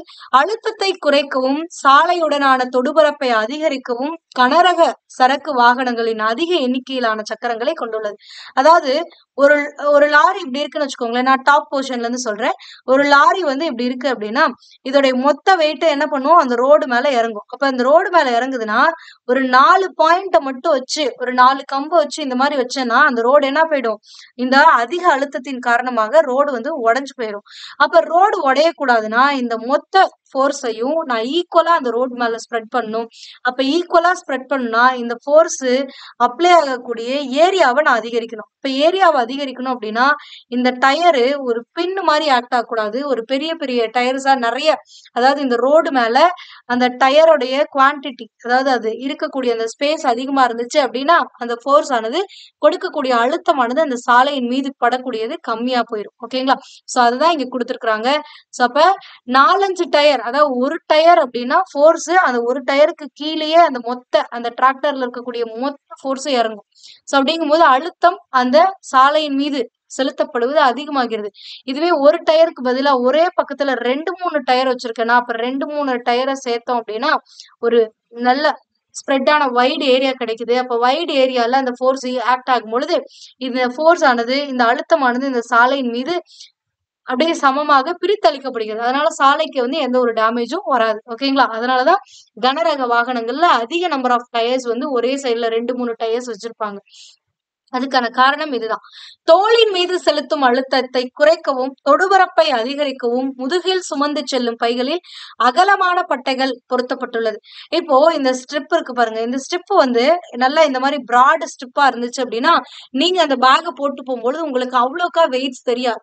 ஏன் தெரியாது அப்படின்னா, உங்க மேல கொடுக்கக்கூடிய அந்த ஸ்ட்ரிப்போடைய ஏரியா அதிகம். அப்ப ஏரியா அதிகமாச்சு அப்படின்னா, அந்த ஏரியானால வரக்கூடிய ஃபோர்ஸ் ஆனது கம்மியாயிடும். சோ அப்ப அழுத்தமானது குறைவாக தோன்றும். அப்போ இதுவே நீங்க இப்படி போடாம ஒரு கயிறை கட்டி இப்படி தொங்க விட்டு போனீங்கன்னா, இந்த ஒரு கயிறு அப்படிங்கிறது, அதாவது ஒரு கயிறுங்கிறது இப்படி இருக்கும். அதுவே ஒரு ஸ்டிப் அப்படிங்கிறது இப்படி இருக்கும். கரெக்டா? சோ அப்ப இதுல நிறைய ஏரியா மேல நான் அந்த வெயிட் ஆனது ஆக்ட் ஆகுது. அப்ப அழுத்தம் குறையப்படுது. நிறைய ஏரியா மேல அழுத்தம் செயல்படுவதனால அந்த அழுத்தமானது குறைக்கப்படுகிறது. இதுவே நான் ஒரு கயிறை போட்டு அந்த கயிறுல நான் எதையாவது கட்டிட்டு தூக்கிட்டு போறேன்னா, அந்த கயிறு இருக்கிறது ஒரு சின்ன ஏரியா, அது மேல ஒட்டுமொத்த வெயிட் செயல்படுறதுனால அழுத்தம் அதிகமாக இருக்கும். அப்ப நம்மளுக்கு தூக்குறது கஷ்டமா இருக்கும். ஓகேங்களா? சோ இதான் கான்செப்ட். நெக்ஸ்ட் பாத்தீங்க அப்படின்னா, இங்க ஒரு உங்களுக்கு தெரியுமா பகுதி கொடுத்திருக்காங்க. மணலில் நடப்பது நமக்கு கடினமானது, ஆனால் ஒட்டகங்களுக்கு அது மிகவும் எளிதானது. ஏனெனில் ஒட்டகத்தின் அகன்ற பாதங்கள் மணலின் அதிகப்படியான பரப்புடன் தொடர்பு கொள்கின்றன. இதனால் அழுத்தம் குறைந்து மணலில் ஒட்டகம் எளிதாக நடக்கிறது அப்படின்றாங்க. ஒட்டகத்துடைய பாதம் மனிதனுடைய பாதத்தை விட அதிக பரப்பு கொண்டதாக இருக்கும். கரெக்ட்டுங்களா? சோ அப்ப ஒட்டகத்துடைய அந்த ஒட்டுமொத்த வெயிட்டும் அந்த பாதம் வந்து நல்லா விரிந்து இருக்கிறதுனால அந்த அழுத்தமானது ஸ்ப்ரெட் ஆயிடுது அப்படின்றாங்க. அந்த பாதத்தின் மேல வரக்கூடிய அழுத்தமானது இப்படி ஸ்ப்ரெட் ஆயிடுது. ஒரு பாயிண்ட்ல ஆக்ட் ஆகல. பட் நம்ம மனுஷனுக்கு வந்து கால் சின்னதா இருக்கு அப்படிங்கும் பொழுது ஒரு பாயிண்ட்ல ஆக்ட் ஆகுது, குதியங்கால்ல. அப்படிங்கும்போது நம்மளால அந்த அழுத்தம் அதிகமாகுது. அழுத்தம் அதிகமாகறதுனால நம்மளால நடக்க முடியும். எளிதாக அந்த மணல்ல நடக்க முடியல. ஆனா ஒட்டகங்கள் அதிக பரப்புல அந்த அழுத்தத்தை செலுத்துறதுனால அதுங்களுக்கு ஈஸியா வந்து நடக்க முடியுது. ஏன்னா அழுத்தமானது குறையுது. அதிக பரப்புங்கும் பொழுது அந்த அழுத்தம் ஸ்ப்ரெட் செய்யப்படுது. அதனால வந்து குறையுது. ஓகேங்களா? நெக்ஸ்ட், காற்றினால் செயல்படுத்தப்படும் அழுத்தம். இப்போ நீங்க உட்கார்ந்துட்டு இருக்கீங்க. உங்க மேல ஏதாவது ஒரு அழுத்தம் செயல்படுதா அப்படின்னா கண்டிப்பா செயல்படுது. என்ன அழுத்தம் அப்படின்னா காற்றழுத்தம். அதாவது வளிமண்டல அழுத்தமானது செயல்படுது. ஏன்னா நம்மளை சுற்றி என்ன இருக்கு? வாயுக்கள் இருக்கு. அப்ப வாயுக்கள் இருக்கு அப்படின்னா வாயுக்களுக்கும் நிறை அப்படிங்கிறது உண்டு. ஓகேங்களா? சோ அந்த ஒட்டுமொத்த நிறைய இப்போ யாரு மேலதான் செயல்படுதுன்னா நம்ம மேலதான் செயல்படுது. இப்ப காத்து அடிக்கும் போது நம்மளால அதை உணர முடியுது. கரெக்டா? சோ காற்று பிடிக்க முடியாது நம்மளால கையில. ஆனா காற்று அடிக்கும் பொழுது நம்மளால அதை உணர முடியும். ஏன்னா அது ஒரு ஃபோர்ஸ கொண்டு வந்து நம்ம பாடி மேல குடுக்குது. அது மைனரான ஃபோர்ஸா இருந்தா கூட we can சென்ஸ் இட். கரெக்ட்டுங்களா? சோ அதனால அது நம்ம மேல ஒரு ஃபோர்ஸ குடுக்குது. அதனால உருவாகக்கூடிய அழுத்தத்த நம்ம உணர்றோம். அந்த அழுத்தத்த தான் நம்ம என்னன்னு சொல்றோம்னா, வளிமண்டல அழுத்தம் அப்படின்றோம். நம்மை சுற்றியுள்ள பகுதி முழுவதும் காற்று நிரம்பியுள்ளது என்பது உங்கள் அனைவருக்கும் தெரிந்ததுதான். காற்று நிரம்பியுள்ள இந்த உறைக்கு வளிமண்டலம் அப்படின்னு பேரு. அதாவது இந்த பூமிக்கு மேல ஒரு குறிப்பிட்ட உயரம் வரைக்கும் தான் காற்றானது நிரம்பி இருக்கும். அததான் வளிமண்டலம் அப்படின்னு சொல்றோம். புவிப்பரப்பிற்கு மேலாக பல கிலோமீட்டர் வரை வளிமண்டலம் நீண்டு காணப்படுகிறது. இப்ப இதுதான் பூமினா, இப்ப இது வரைக்கும் வளிமண்டலம் இருக்குன்னா, இந்த இடைப்பட்ட பகுதியில இருக்கக்கூடிய ஒட்டுமொத்த காற்றோடைய எடையும் எங்கதான் ஆக்ட் ஆகும்னா, இந்த புவியோடைய மேற்பரப்புல தான் ஆக்ட் ஆகும். அப்ப புவியோடைய மேற்பரப்புல ஏதாவது பொருட்கள் இருக்குன்னா, அந்த பொருட்கள் மேலயும் அந்த காற்றானது எடையானது இருக்கும். ஃபார் எக்ஸாம்பிள் இந்த இடத்துல நீங்க நிக்கிறீங்கன்னு வச்சுக்கோங்களேன். இந்த பாயிண்ட்ல அதாவது உங்களுக்கு மேல இருக்கக்கூடிய ஒட்டுமொத்த காற்றோடைய எடையும் உங்க மேலதான் ஆக்ட் ஆகும். உங்க மேல ஆக்ட் ஆகி தான் பூமி கீழே போகும். ஓகேங்களா? சோ அப்ப அந்த எடையைத்தான் வளிமண்டல அழுத்தம். அப்ப அந்த காற்றுக்குன்னு ஒரு எடை இருக்கு. அது ஒரு ஃபோர்ஸ். இப்போ ஒரு பொருளுடைய எடை நம்ம மேல செயல்படுதுனாவே அந்த எடைங்கிறது ஃபோர்ஸ். அப்ப அந்த ஃபோர்ஸ்னால நம்மளுக்கு மேல ஒரு அழுத்தமானது உருவாகிறது அப்படின்னு. ஓகேங்களா? அததான் வளிமண்டல அழுத்தம். புவிப்பரப்பில் உள்ள அனைத்து பொருட்களும் இந்த வளிமண்டலம் காரணமாக ஒரு உந்து விசையை அல்லது விசையை உணர்கிறது. அப்போ மேல இருந்து காற்று நம்ம மேல அது உந்து விசையாவும் இருக்கலாம், இல்லைன்னா விசையாவும் இருக்கலாம். கிடைமட்டமாவும் அடிக்கலாம், இல்லைன்னா செங்குத்தாவும் அடிக்கலாம். உங்க தலை மேல டைரக்டாவும் வரலாம், இல்லைன்னா உங்களுக்கு கிடைமட்டமாக உங்க பாடி மேல ப்ளோவும் ஆகலாம். ஓகேங்களா? சோ அந்த மாதிரி அந்த காற்று வீசக்கூடியது ஒரு விசை. ஏன்னா நம்மளுடைய சேஞ்சஸ் நடக்குதுல்ல, காற்று வீசுச்சுன்னா நம்ம நவர்றோமா? சோ அப்ப அந்த ஒரு ஃபோர்ஸ்னால நம்மளுக்கு என்ன ஆகுது? ஒரு மூவ்மெண்ட் நடக்குதா? சோ இந்த மாதிரி இருக்கக்கூடியதுதான் விசை அப்படின்னு சொல்லக்கூடியது. ஆனா ஒரு விசை செயல்பட்டா அந்த பொருள் கண்டிப்பா நகரணுமா அப்படின்னா கிடையாது. அது அந்த எந்த அளவுக்கு அந்த ஃபோர்ஸ் நடக்குதோ அதை பொறுத்து மாறுபடும். இப்ப காற்று அடிக்கும் பொழுது ஒரு சில காற்றுகள்லாம் அடிக்கும்போது நம்மள தள்ளி விட்டுரும். ஆனா ஒரு சில காற்று அடிக்கும்போது தள்ளாது. ஏன்னா அதுக்கு ஃபோர்ஸ் பத்தல. ஒருவேளை அந்த ஃபோர்ஸ் அடிச்சுச்சுன்னா நம்ம கீழே விழுந்துரும். அப்ப நம்மளுடைய ஃபோர்ஸை விட காற்றுடைய ஃபோர்ஸ் அதிகமா இருந்துச்சு அப்படிங்கும் பொழுது அது நம்மளை கீழே தள்ளி விட்டுரும்.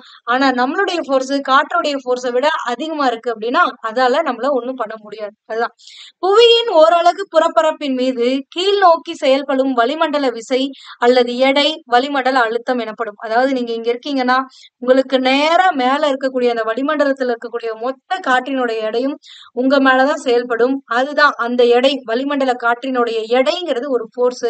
சோ அது நம்ம மேல ஆக்ட் ஆகுது. அதனால நம்மளுக்கு ஒரு அழுத்தம் உருவாகுது. அதைத்தான் வளிமண்டல அழுத்தம் அப்படின்னு சொல்றாங்க. இந்த வளிமண்டல அழுத்தத்தை எதை கொண்டு அளவிடலாம் அப்படின்னு பாத்தீங்கன்னா பாதரசமானி அப்படிங்கறத கொண்டு அளவிடலாம்.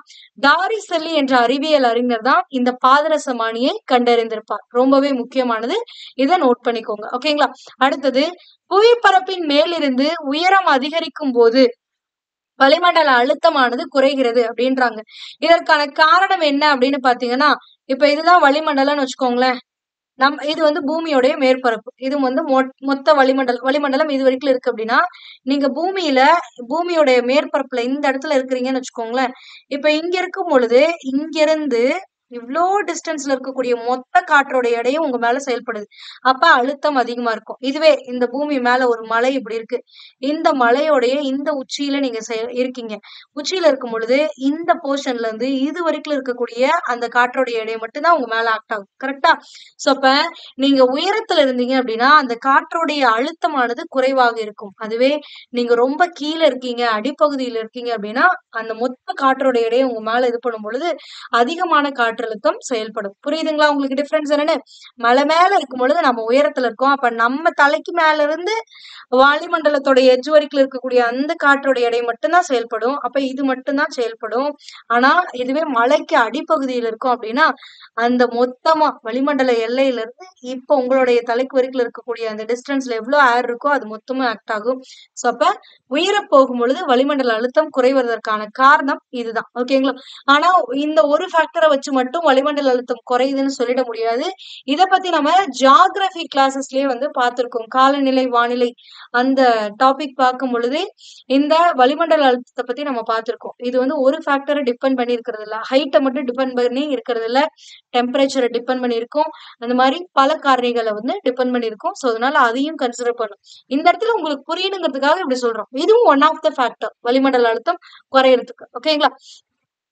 திரவத்தம்பத்தின் பாதரச உயரமானது கொடுக்கப்பட்ட நேரத்தில் ஒரு இடத்தின் வளிமண்டல அழுத்தத்தை குறிக்கிறது. அதாவது அந்த பாதரசமானியில இருக்கக்கூடிய அந்த டியூப்ல எவ்வளவு உயரத்துக்கு அந்த பாதரசம் மேல எழும்புதோ அதை பொறுத்து. ஏன்னா இந்த காற்றினுடைய அழுத்தத்தினால இந்த பாதரச டியூப்ல இருக்கக்கூடிய அந்த பாதரசமானது எவ்வளவு தூரம் மேல எழும்புதோ அதை வச்சுதான் இந்த காற்றினுடைய அழுத்தத்தை நாம் கணக்கிடுகிறோம். பாதரசமானியை வெவ்வேறு கோணங்களில் சாய்த்தாலும் திரவத்தம்பத்தின் பாதரச உயரம் மாறாது அப்படின்றாங்க. இப்ப இப்படி செங்குத்தா புடிச்சிட்டு இருக்கும் போது ஒரு வேல்யூவும் இப்படி கொஞ்சம் சாய்ச்சு புடிச்சா அதோடைய வேல்யூ மாறிடுமானா மாறாது. ஏன்னா இந்த பாதரசமானி மேல விழக்கூடிய அந்த காற்றோடைய மொத்த எடையும் அது மாறாமத்தான் இருக்கும். ஓகேங்களா? சோ அதனால அது சேமா தான் இருக்கும் அப்படின்னு சொல்றாங்க. அடுத்தது கடல் மட்டத்தில் பாதரச தம்பத்தின் உயரம் 76 சென்டிமீட்டர் அல்லது 760 மில்லிமீட்டர் அப்படின்றாங்க. 1 சென்டிமீட்டர்ங்கிறது எவ்வளவு? 10 mm. சோ அதுதான் இங்க 76 சென்டிமீட்டர்னா 76 × 10 mm போட்டீங்கன்னா 760 மில்லிமீட்டர். அதுதான் இங்க மாத்தி கொடுத்திருக்காங்க. கன்ஃபியூஸ் பண்ணிக்க வேணாம். ஒண்ணு 76 சென்டிமீட்டர் இருக்கும், இல்லைன்னா 760 மில்லிமீட்டர் வளிமண்டல அழுத்தம் இருக்கும். இதுதான் வந்து நார்மலான டெம்பரேச்சர், அதாவது நார்மலான அட்மாஸ்பியரிக் பிரஷர் அப்படின்னு சொல்லக்கூடியது. சோ அதான். அப்ப திரவத்தம்பத்தில் உள்ள பாதரசத்தின் மீது காற்று செலுத்தும் அழுத்தத்தின் எண் மதிப்பு ஒரு வளிமண்டல அழுத்தம். இது ஒரு அட்மாஸ்பியரிக் பிரஷர் அப்படிங்கிறது. அப்போ 1 அட்மாஸ்பியரிக் பிரஷர்னா 76 சென்டிமீட்டர்ஸ் அப்படிங்கிறது 1 அட்மாஸ்பியரிக் பிரஷர் அப்படிங்கிறது. ஓகேங்களா? அதுதான் இங்க கொடுத்திருக்காங்க. ஒரு வளிமண்டல அழுத்தம் என்பது பாதரசமானியில் உள்ள 76 சென்டிமீட்டர் உயரமுடைய பாதரசத்தால் செலுத்தப்படும் அழுத்தம் என வரையறுக்கப்படுகிறது. இதனுடைய மதிப்பு என்ன அப்படின்னு பாத்தீங்கன்னா அந்த அழுத்தத்துடைய மதிப்பு. அதாவது நம்ம சொல்லியிருக்கிறது அந்த பாதரசமானி எவ்வளவு உயரம் அப்படிங்கிறோம். அந்த பாதரசமானி 76 சென்டிமீட்டர் உயருதுன்னா அப்ப எவ்வளவு அழுத்தம் அதுல இருக்கு அப்படின்னா 1.01 × 10⁵ newton metre the power -2 pressure வந்து அந்த பாதரசமானி மேல ஆக்ட் ஆகுது அப்படின்னு அர்த்தம். ஓகேங்களா? எகெயின் சொல்றேன், இது வந்து ஜஸ்ட் ரீடிங். அந்த பாதரசமானியில இருக்கக்கூடிய ரீடிங் அதுல 76 சென்டிமீட்டர் காட்டுது அப்படின்னா அந்த இடத்துல காற்றோடைய அழுத்தம் எவ்வளவு இருக்கும் அப்படின்னா 1.01 × 10⁵ நியூட்டன் மீட்டர் த பவர் -2 இருக்குமா. ஓகேங்களா? 10⁵ அப்படிங்கிறது என்னன்னா ஒண்ணும் இல்ல 1 லேக் தான். அப்போ 1 லேக் நியூட்டன் மீட்டர் பவர் -2ன்னு சொல்லலாம். நியூட்டன் மீட்டர் பவர் -2 என்னன்னு சொல்லலாம்? பாஸ்கல்னு. அப்ப எஸ்ஐ முறையில 1 அட்மாஸ்பியரிக் பிரஷர் அப்படிங்கிறது 1 லேக் பாஸ்கல் தான் வந்து 1 அட்மாஸ்பியரிக் பிரஷர். வளிமண்டல அழுத்தத்துடைய எஸ்ஐ யூனிட் என்ன அப்படின்னு பாத்தீங்கன்னா நியூட்டன் பர் ஸ்கொயர் மீட்டர். ஏன்னா அழுத்தம் அப்படின்னாவே ஃபோர்ஸ் பை ஏரியா. ஃபோர்ஸ்னா நியூட்டன், ஏரியானா மீட்டர் ஸ்கொயர். அப்ப ஃபோர்ஸ் பை ஏரியாங்கும் போது newton metre per metre square. இது எப்படி எழுதலாம்? நியூட்டன் மீட்டர் -2ன்னு எழுதலாம். ஓகேங்களா? நெக்ஸ்ட் இங்க ஒரு எக்ஸ்பெரிமெண்ட் கொடுத்திருக்காங்க. என்னன்னா ஒரு முட்டையை வேக வச்சுட்டு இந்த மாதிரி ஒரு குடுவை எடுத்துக்கிறீங்க. இந்த முட்டையோட சைஸ் இந்த வாயு பகுதியை விட பெருசா இருக்கும். சோ அந்த மாதிரி இருக்கும் பொழுது நார்மலா எதுவுமே நீங்க பண்ணாம என்ன பண்ணிடுறீங்கன்னா இந்த முட்டையை இங்க பிளேஸ் பண்ணீங்கன்னா அந்த முட்டை இந்த குடுவைக்குள்ள போகாது. அதுவே நீங்க என்ன பண்றீங்கன்னா இந்த முட்டையை எடுத்துட்டு ஒரு பேப்பரை ஃபயர் பண்ணி அந்த பேப்பரை இந்த குடுவைக்குள்ள போட்டுட்டு அதுக்கப்புறம் இந்த முட்டையை வச்சுட்டீங்கன்னா இந்த முட்டை வந்து ஈஸியா உள்ள போயிடும். ஆனா நீங்க வேற எதுவுமே அந்த முட்டையை தள்ளி விட வேணாம், எதுவுமே பண்ண வேணாம், அதுவா ஆட்டோமேட்டிக்கா போகும். அப்ப முன்னாடி நான் வச்சேன், அது போகல. ஆனா இப்போ ஏன் போகுது அப்படின்னு பாத்தீங்கன்னா இப்போ ஒரு பேப்பரை எரிய விட்டு உள்ள போட்டோமா, அப்ப எரிய விட்டு உள்ள போடுறோம்னா இங்க சுத்தி இருக்கக்கூடிய இந்த காற்று வந்து என்ன ஆகும்னா விரிவடையும். சோ அப்ப டெம்பரேச்சர் அதிகமாகும் பொழுது அந்த காற்றானது விரிவடையும். அதுவும் இல்லாம அந்த எரியும் பொழுது என்ன பண்ணுதுன்னா இங்க இருக்கக்கூடிய காற்றுல இருக்கக்கூடிய ஆக்சிஜனை அந்த எரிதல் செயலுக்கு பயன்படுத்திக்குது. அப்போ இந்த இடத்துல காற்றுடைய அளவானது குறையுது. அப்ப இந்த இடத்துல காற்றுடைய அளவு குறையுது அப்படின்னா மேல இருக்கக்கூடிய அதிக அளவு காற்று இந்த இடத்துல உள்ள வர பாக்கும். அப்ப தடையா இந்த முட்டை இருக்குன்னா அந்த முட்டையும் சேர்த்து தள்ளிக்கிட்டு உள்ள வந்துடும். எகெயின் சொல்றேன், நார்மலா ஒரு குடுவை எடுக்கிறீங்க. அந்த குடுவையுடைய வாயு பகுதியை விட ஒரு பெரிய முட்டையை இங்க வச்சீங்க அப்படின்னா இந்த முட்டையானது இதுக்குள்ள போகாது. பிகாஸ் இந்த குடுவைக்குள்ள இருக்க காற்றும் இந்த வெளிப்புறத்துல இருக்கக்கூடிய காற்றும் ஒரே அளவுக்கு தான் இருக்கும். அழுத்தமானது, இந்த காற்றழுத்தமானது ஒரே அளவுக்கு தான் இருக்கும். அதுவே இந்த முட்டையை எடுத்துட்டு இதுக்குள்ள ஒரு பேப்பரை எரியும் போது அப்ப எரியிற மாதிரி அப்படியே இந்த குடுவைக்குள்ள போட்டுட்டு உடனே இந்த முட்டையை வச்சுட்டீங்கன்னா அந்த எரிதல் செயலுக்கு அந்த காற்றுல இருக்கக்கூடிய ஆக்சிஜனை எடுத்துக்கும். அப்போ இந்த குடுவைக்குள்ள இருந்த காற்றுல இருக்கக்கூடிய ஆக்சிஜன் இப்ப தீந்து போச்சுன்னா அந்த காற்றுடைய அளவு குறைஞ்சிருச்சு. அப்ப இங்க அளவு குறைஞ்சிருச்சுன்னா வெளியில இருந்து காற்று என்ன பண்ணும், ரெண்டையும் பேலன்ஸ் பண்ண உள்ள வர ட்ரை பண்ணும். அப்ப உள்ள வர ட்ரை பண்ணும்போது நடுவுல இந்த முட்டை தடையாக இருக்கும் பொழுது அது ஒரு ஃபோர்ஸ என்ன பண்ணுது, காற்றானது ஒரு ஃபோர்ஸ இந்த முட்டை மேல வச்சு அழுத்தி இந்த முட்டையை உள்ள தள்ளிடும். ஓகேங்களா? சோ இதுதான் இங்க நடக்கக்கூடியது. புரிஞ்சுச்சுங்களா? So that's all. அடுத்து பாத்தீங்க அப்படின்னா அததான் இங்க கொடுத்திருப்பாங்க. வேற ஒண்ணுமே கிடையாது. கூம்பு குடுவையின் வாயுவில் வைக்கப்பட்ட முட்டையானது வளிமண்டல அழுத்தத்தின் காரணமாக உள்ளே விழுகிறது. ஏன்னா ஒரு வளிமண்டல அழுத்தம் இங்க, அதாவது குறைவு அழுத்த பகுதியிலிருந்து அதிக அழுத்த பகுதியிலிருந்து குறைவு அழுத்த பகுதியை நோக்கி காற்று வீசும். அப்ப இந்த பக்கம் அதிகமா இருக்கு. இங்க எரிதல் செயல்னால இங்க காற்றுடைய அளவு கம்மியானதுனால காற்றுடைய அழுத்தம் கம்மியாகுது. அப்ப அதிக பகுதியிலிருந்து குறைவு அழுத்த பகுதியை நோக்கி போகுது. சோ அதனால இந்த காற்று அழுத்தம், அந்த வளிமண்டல அழுத்தமானது இந்த முட்டை என்ன பண்ணுது, உள்ள விழ வச்சிருது. ஓகேங்களா? நெக்ஸ்ட், திரவங்களில் விசை மற்றும் அழுத்தம் அப்படின்றது எப்படி இருக்கும் அப்படின்னு சொல்லி கொடுத்திருக்காங்க. மிதக்கும் அல்லது பகுதி அளவு நீரில் மூழ்கி இருக்கும் பொருளின் மீது நீரானது ஒரு மேல் நோக்கு விசையை செலுத்துவதை நீங்கள் உணர்ந்திருப்பீர்கள். இப்போ ஒரு நீர்நிலை இங்க இருக்கு அப்படின்னா இந்த நீர்நிலையில ஒரு பிளாஸ்டிக்கை தூக்கி போட்டீங்கன்னா அந்த பிளாஸ்டிக் என்ன பண்ணும், மிதக்கும். சோ அது எப்படி மிதக்குது, அதோடைய வெயிட்டுக்கு அது உள்ள சிங்க் ஆகணும் இல்ல, ஏன் மூழ்காம மேல மிதக்குது அப்படின்னு பாத்தீங்கன்னா நீர்ல இருந்து, அதாவது அடிப்பகுதியில இருந்து ஒரு விசையானது இப்படி மேல் நோக்கி செயல்படும். அந்த நீரில் செயல்படக்கூடிய அந்த மேல் நோக்கு விசையினாலதான் இந்த பொருளானது மிதக்குது. ஒருவேளை இந்த மேல் நோக்கு விசையை விட இந்த பொருளுடைய எடை அதிகமா இருந்துச்சு, அதாவது இந்த மேல் நோக்கு விசையை விட இது அதிகமா இருந்துச்சுன்னா இந்த பொருள் உள்ள போயிரும்.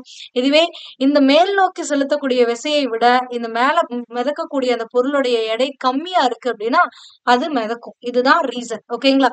அப்போ இந்த மேல் நோக்கு விசையின் விசையே மிதப்பு விசை அப்படின்றாங்க. அதாவது இந்த மேல் நோக்கி செயல்படக்கூடிய இந்த விசையைத்தான் என்ன சொல்றாங்க, மிதப்பு விசை அப்படின்னு சொல்றாங்க. இந்த நிகழ்வு மிதத்தல் என அழைக்கப்படுகிறது.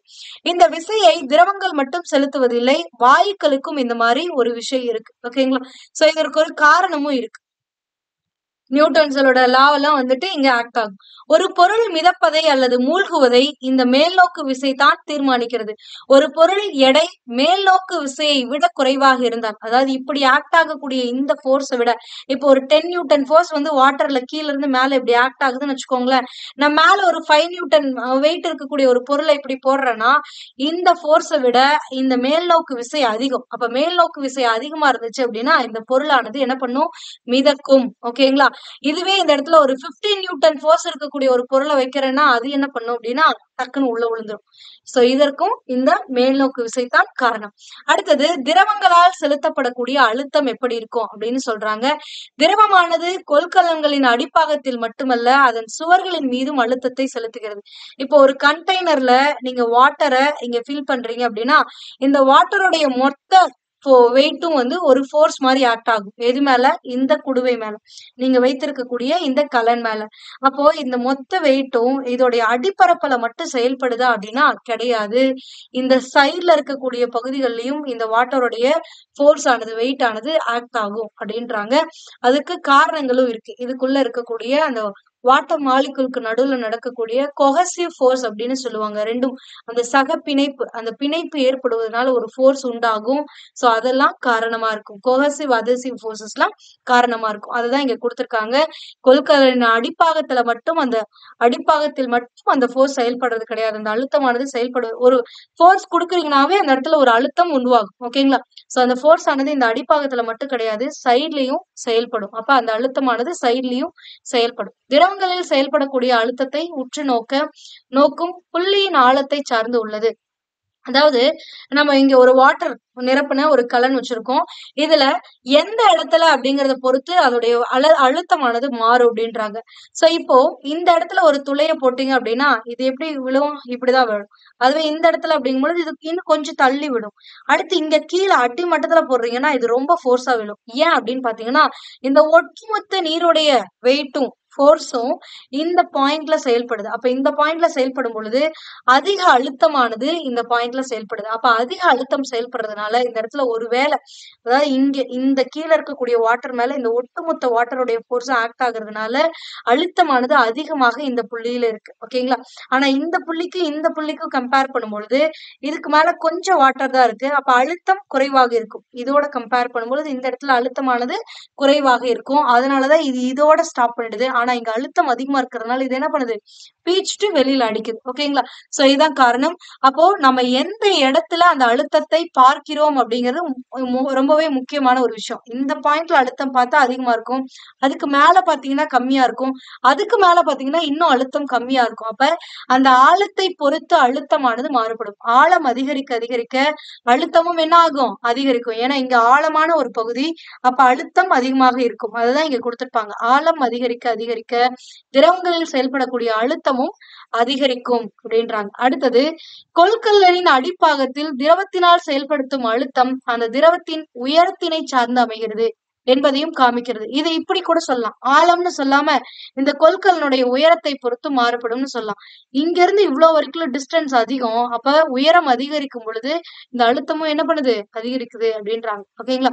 இதுவே இந்த இடத்துல ஒரு எக்ஸ்பெரிமெண்ட் பண்ணிருக்காங்க. என்னன்னா ஒரு வாட்டர் பாட்டில்ல தண்ணி ஊத்திருக்காங்க. தண்ணியை ஊத்திட்டு இந்த மூணு பாயிண்ட் வந்து 3 இடத்துல ஓட்டையை போட்டு விட்டுறாங்க. ஆனா இந்த 3 பாயிண்ட்டுமே எங்கதான் இருக்குன்னா ஒரே நேர்கோட்டுலதான் இருக்கு. ஒரே நேர்கோட்டுல சுத்தியும் ஒரு 3 ஓட்டை போட்டுறாங்க அப்படின்னா இப்போ இதுல இருந்து வெளிவரக்கூடிய நீருடைய அழுத்தமானது மாறுபடுமானா மாறுபடாது. ஏன்னா இந்த ஒட்டுமொத்த நீருடைய அழுத்தமும் இந்த பாயிண்ட்ல சமமாதான் இருக்கும். இந்த பாயிண்டோட எந்த பக்கத்துல எடுத்துக்கிட்டீங்கனாலும் சரி, 4 பக்கமா இருந்தாலும் சரி, இது ஒரு ஹரிசாண்டல் மெம்பர் மாதிரி இந்த இடத்துல ஆக்ட் ஆகும். சோ இந்த இடத்துல இது மேல இருந்து செயல்படக்கூடிய மொத்த அழுத்தமும் சமமாக இருக்கும். அப்போ ஒரே லைன் ஆஃப் ஆக்ஷன்ல நீங்க எத்தனை ஓட்டை போட்டீங்கனாலும் அங்கிருந்து வெளியேறக்கூடிய வாட்டர் ஒரே அளவுக்கு தான் ஒரே அழுத்தம் தான் இருக்கும். அதனால ஒரே மாதிரிதான் வெளியேறும். ஓகேங்களா? இந்த மாதிரி முன்னாடி சொன்ன மாதிரி மாறி மாறி ஏகாது. ஏன்னா இந்த பாயிண்ட்ல அழுத்தம் கம்மி, இந்த பாயிண்ட்ல அழுத்தம் அதிகம். அதனால இது பீச்சிட்டு அடிச்சுச்சு. ஆனா இதே இடத்துல இந்தாண்ட ஒரு ஓட்டை போட்ட மாதிரி இந்தாண்ட ஒரு ஓட்டை போட்டீங்கன்னா இது எவ்வளவு டிஸ்டன்ஸ்ல ஊத்துதோ அதே அளவுக்கு தான் இந்தாண்டி ஊத்தும். பிகாஸ் ஒரே நேர்கோட்டுல இருக்கக்கூடிய அந்த துளைகள் மேல செயல்படக்கூடிய அழுத்தமானது சமமாக இருக்கும். ஓகேங்களா? அடுத்தது திரவங்கள் குறிப்பிட்ட ஆழத்தில் அனைத்து திசைகளிலும் சமமான அழுத்தத்தை செயல்படுத்துகின்றன. இதுதான். சோ ஒரு குறிப்பிட்ட திசை ஒரு குறிப்பிட்ட ஆழத்துல அனைத்து திசைகளிலும் இந்த சைடு பார்த்தாலும் சரி, இந்த சைடு பார்த்தாலும் சரி, அந்தாண்ட பார்த்தாலும் சரி, இந்த பார்த்தாலும் சரி, சமமான அழுத்தத்தை தான் செயல்படுத்தும் அப்படின்றாங்க. அடுத்தது அணைக்கட்டுகளின் மேற்புறத்தை விட அடிப்புறம் வலிமையானதாகவும் அகலமானதாகவும் அமைக்கப்பட்டிருப்பது ஏன்? ஆழ்கடல் நீச்சல் வீரர் கடலுக்குள் செல்லும் பொழுது சிறப்பு உடைகளை அணிவது ஏன் அப்படின்றாங்க. இதற்கு காரணம் வேற ஒண்ணும் கிடையாது, அணைதான். சோ இப்போ சாரி அழுத்தம் தான், வேற ஒண்ணுமே கிடையாது. ஓகேங்களா? ஏன்னா இது ஒரு டேமா கன்சிடர் பண்ணுங்களேன். இப்ப இந்த ஒட்டுமொத்த டேமோடைய வாட்டரும் இந்த மேல இருக்கக்கூடிய இந்த ஒட்டுமொத்த வாட்டருடைய பிரஷரும் அந்த டேமோடைய அடிப்பாகத்திலையும் இந்த சுவர்லயே செயல்படணும். அப்ப அடிப்பகுதியில இருக்கக்கூடிய சுவர் மேல அதிக அளவு அழுத்தம் செயல்படும் இங்க கம்பேர் பண்றதை விட. சோ அப்படிங்கும் பொழுது இந்த அடித்தளமானது ஸ்ட்ராங்கா இருந்தாதான் அந்த டேம் ஆனது ஸ்டேபிளா இருக்கும். இல்லைன்னா அந்த டேம் என்ன ஆயிடும்? உடைஞ்சு போயிடும். அணை உடைஞ்சு போயிடும். ஓகேங்களா? அதுதான். அதே மாதிரி நம்ம ஒரு கடலுக்குள்ள போறோம். இது கடலுடைய சர்ஃபேஸ். நம்ம ஆழத்துக்குள்ள போறோம் அப்படின்னா இங்க மேல இருக்கக்கூடிய ஒட்டுமொத்த நீருடைய எடையும் இந்த பாயிண்ட்ல ஆக்ட் ஆகும் பொழுது இது ஒரு ஃபோர்ஸா இந்த பாயிண்ட்ல எவ்வளவு ஆக்ட் ஆகும்னு பாத்தீங்கன்னா இங்க இருந்து இது வரைக்கும் இருக்கக்கூடிய ஒட்டுமொத்த வாட்டரோட எடையும் ஃபோர்ஸாக ஆக்ட் ஆகும். அப்ப ஃபோர்ஸா ஆக்ட் ஆகுதுன்னா அழுத்தமாக ஆக்ட் ஆகுது. அப்ப அழுத்தம் அதிகமா இருக்கும். அப்ப அழுத்தம் அதிகமா இருந்துச்சு அப்படின்னா நம்ம எல்லாம் சாதாரண மனுஷன் இவ்வளோ நீரோடைய அழுத்தம் நம்ம மேல விழுந்துச்சுன்னா நம்ம என்ன பண்ணிடுவோம்? சப்புளிச்சு போயிடும். அப்படியே நசுங்கி போயிடும். சோ அதனாலதான் சிறப்பான உடைகளை அணிந்து கொள்கிறார்கள். அதுக்கு ஏத்த மாதிரி அந்த அழுத்தத்தை சமன் செய்வதற்கு ஏத்த மாதிரியான உடைகளை அணிந்து கொள்கிறார்கள். ஓகேங்களா? இப்ப கூட ஒரு ஆஹ் நீர்மூழ்கி கப்பல் எக்ஸ்பெரிமெண்ட் பண்ணாங்க இந்த டைட்டானிக் ஆராய்ச்சி பண்றதுக்கு. சோ அந்த இடத்துலயும் என்ன ஆச்சு அப்படின்னா இதேதான் நடந்துச்சு. அதாவது மேல இருந்து வந்த அழுத்தமானது இந்த உள்ள இருக்கக்கூடிய அழுத்தத்தை விட அதிகமா இருந்ததுனால அப்படியே வச்சு சப்புன்னு நசுக்கிருச்சு. சோ அதனால அவங்களுக்கு அந்த ஃபிராக்ஷன் ஆஃப் செகண்ட்ல அந்த நீர்மூழ்கி கப்பல் அப்படியே பீஸான்னு கூட சொல்ல முடியாது. அவங்களுடைய துகள் துகளா மாறிட்டாங்க. அந்த அளவுக்கு அழுத்தத்தை குடுத்திருக்கு அப்படின்றாங்க. அதாவது இப்போ ஒரு இஞ்சிய வச்சு நீங்க ஒரு கல்ல வச்சு தட்டுறீங்கன்னா, இந்த இஞ்சி வந்து இப்படி நார் நாரா அப்படியே இதாயிருக்கும். ஆனா அதே இஞ்சி நல்லா நைஸா கண்ணுக்கே தெரியாத அளவுக்கு சின்ன சின்ன தூளா போடணும்னா, நம்ம எவ்வளவு ஃபோர்ஸ் குடுத்து அடிச்சிருக்கணும் அப்படின்னு யோசிச்சு பாருங்க. அந்த மாரி ஒரு அழுத்தம் தான் அந்த நீர்மூழ்கி கப்பல் மேல செயல்படும். ஓகேங்களா? சோ அழுத்தம் ஈக்குவலா இல்லங்கிற பட்சத்துல, அதாவது அழுத்தம் குறைவான பகுதி அதிகமான பகுதியில இருந்து குறைவான பகுதியை நோக்கி செயல்பட ஆரம்பிக்கும். அப்ப அந்த நீர்மூழ்கி கப்பலுக்குள்ள இருக்கக்கூடிய அழுத்தமும், வெளியில இருக்கக்கூடிய அழுத்தமும் ஈக்குவலா இருக்கணும். இல்லன்னா அந்த நீர்மூழ்கி கப்பல என்ன பண்ணும்னா, ஒருவேளை இங்க அழுத்தம் அதிகமா இருந்துச்சுன்னா, அந்த அழுத்தம் இந்த நீர்மூழ்கி கப்பலுக்குள்ள போகறதுக்கு ட்ரை பண்ணும். அப்படி போம்பொழுது இந்த ஃபோர்ஸ்னால, இந்த நாலா பக்கமும் செயல்படக்கூடிய இந்த ஃபோர்ஸ்னால இந்த நீர்மூழ்கி கப்பல் என்ன ஆயிடும்? அப்படியே நசுங்கிரும். ஓகேங்களா? சோ நசுங்குறதோட மட்டும் இருக்காது. அந்த அழுத்தத்தோடைய அளவை பொறுத்து காணாமல் கூட இருந்த இடம் தெரியாம கூட போறதுக்கான வாய்ப்புகளும் இருக்கு. ஓகேங்களா? இதுதான். ஆனா, இப்போ இதுல ஒரே ஒரு இது இருக்கு. இந்த இடத்துல வந்து இந்த கொள்கலன் வந்து திறந்திருக்கு அப்படிங்கும் பொழுது, இந்த நீருடைய வெயிட் மட்டும் இல்ல, இந்த காற்றோடைய வெயிட் இது மேல ஆக்ட் ஆகும். ஓகேங்களா? ஆனா இங்க ஒரு ரப்பர் பந்து இருக்கு. இந்த ரப்பர் பந்த பொறுத்தவரைக்கும், இந்த ரப்பர் பந்துக்குள்ள நீங்க நீர வந்து நிரப்பிட்டீங்க. நீர நிரப்பிட்டு, எந்த ஒரு ஃபோர்ஸுமே இப்ப ஆக்ட் ஆகாது. ஏன்னா ரப்பர் பந்துங்கிறது அப்படியே ஒரு ஸ்ட்ரெயிட்டா இருக்கக்கூடியது. இந்த காற்றழுத்தத்தினால இதுல எந்த ஒரு மாற்றமும் ஏற்படாது. அப்ப இதுக்குள்ள நம்ம நீர ஊத்திட்டு, எல்லா இடத்துலயும் ஓட்ட போட்டுட்டு, இது பண்ணோம்னா ஈக்குவலா தான் வெளியில வரும். நீங்க ஒரு ஃபோர்ஸ இந்த இடத்துல நீங்க குடுத்தீங்கன்னா கூட, அந்த ஒட்டுமொத்த ஃபோர்ஸும் அந்த நீர் மேல ஈக்குவலா ஸ்ப்ரெட் ஆகி, அதனால ஈக்குவலா தான் அந்த வாட்டர் ஆனது வெளியில வரும். ஓகேங்களா? அதற்கான காரணம் இது மேல எந்த ஒரு வளிமண்டல அழுத்தமும் ஆக்ட் ஆகுறது கிடையாது. ஓகேங்களா? அப்ப ஒரு ரப்பர் பந்து மேல நீங்க ஃபோர்ஸ் ஆக்ட் பண்ணீங்கன்னா, இந்த ரப்பர் பந்து இங்க மட்டும் அந்த ஃபோர்ஸ குடுக்காது. எல்லா இடத்துக்கும் ஸ்ப்ரெட் பண்ணி குடுக்கும். அப்ப எல்லா இடத்துக்கும் ஸ்ப்ரெட் பண்ணும்போது, எல்லா வாட்டர் மேலயும் அந்த அழுத்தமானது செயல்படுறதுனால, ஈக்குவலா தான் வெளியில வரும். அப்ப துளைகளின் வழியே ஒரே அளவு நீர் அனைத்து திசைகளிலும் இருந்து வெளியேறுவதை நீங்கள் காணலாம் அப்படின்றாங்க. திரவத்தின் ஒரு புள்ளியில் செயல்படுத்தப்படும் அழுத்தம், திரவத்தின் ஒரு புள்ளியில் செயல்படுத்தப்படக்கூடிய அழுத்தமானது அனைத்து திசைகளிலும் சமமாக பரவுவதே இதற்கான காரணமாகும். இந்த கருத்தை யார் முன்வைக்கிறாங்க அப்படின்னு பாத்தீங்கன்னா, பிரெஞ்சு அறிவியல் அறிஞரான பிளெக்ஸ் பாஸ்கல் அப்படிங்கிறவர் தான் எடுத்து வைக்கிறாரு. சோ அதனாலதான் இவருடைய பெயரையே இந்த அழுத்தத்துடைய யூனிட்டா வந்து யூஸ் பண்ணிருப்பாங்க, பாஸ்கல் அப்படின்னு. மூடிய அமைப்பில் ஓய்வு நிலையில் உள்ள ஒரு திரவத்தின் எந்த ஒரு புள்ளியிலும் அளிக்கப்படும் அழுத்தமானது அந்த திரவத்தின் அனைத்து புள்ளிகளுக்கும் சமமாக பகிர்ந்தளிக்கப்படும் என்று பாஸ்கல் விதி சொல்கிறது. அதாவது ஒரு மூடி இருக்கக்கூடிய ஒரு கொள்கலனுக்குள்ள வாட்டர் இருக்கு அப்படின்னா, இந்த வாட்டர் மேல நீங்க ஒரு ஃபோர்ஸ் குடுக்குறீங்கன்னா, அந்த வாட்டர் மேல ஆக்ட் ஆகக்கூடிய அந்த அழுத்தமானது எல்லா பகுதிகளிலும் ஈக்குவலா வந்து ஸ்ப்ரெட் ஆகும். ஓகேங்களா? அதுவே ஒரு திறந்து இருக்கக்கூடிய ஒரு கொள்கலன்ல இருக்கக்கூடிய ஒரு வாட்டர் மேல நீங்க ஒரு ஃபோர்ஸ் ஆக்ட் பண்றீங்கன்னா, அது டிஃபரெண்டா ஆக்ட் ஆகும். ஓகேங்களா? ஏன்னா இப்படி மாறி மாறி மாறி இதாகும். ஆனா இங்க வந்து அந்த மாரி இருக்காது அப்படின்றாங்க. ஓகேவா? புரிஞ்சுதா?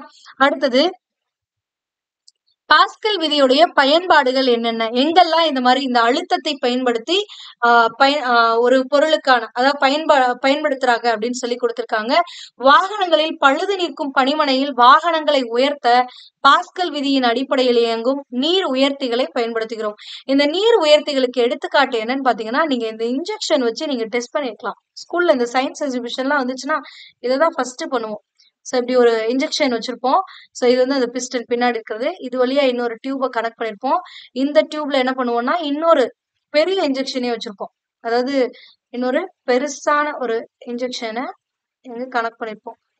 சோ இங்க என்னன்னா, இந்த சின்ன இன்ஜெக்ஷன்ல ஒரு ஃபோர்ஸ் குடுத்தீங்கன்னாவே, இது அந்த இங்க இருக்கக்கூடிய வாட்டர் ஆனது இந்தாண்ட மூவ் ஆகும் பொழுது, இது ஒரு மிகப்பெரிய ஃபோர்ஸா வெளில வரும். ஓகேங்களா? ஏன்னா இது மேல இந்த பரப்பு அதிகமா இருக்கு.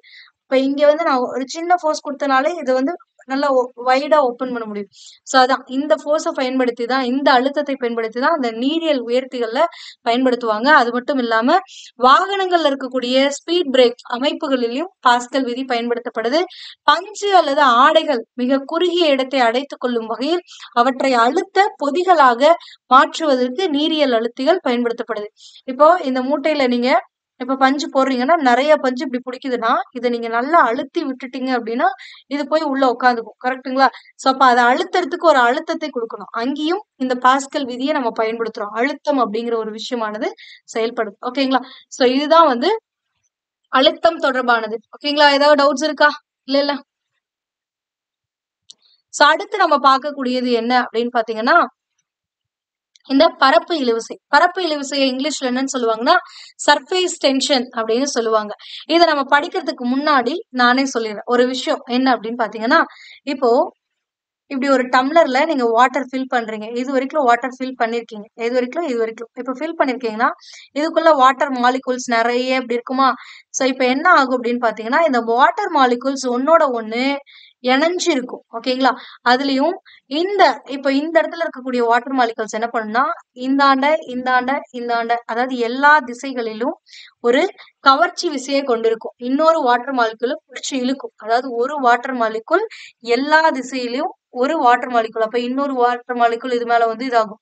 சோ அதனாலதான் வாட்டர் வந்து நெறைய ஒரே குறிப்பிட்ட இடத்துல நெறைய மாலிக்யூல்ஸ் இருக்க மாரி இருக்கும். அதற்கான காரணம் அந்த பிணைப்பு தான். ஓகேங்களா?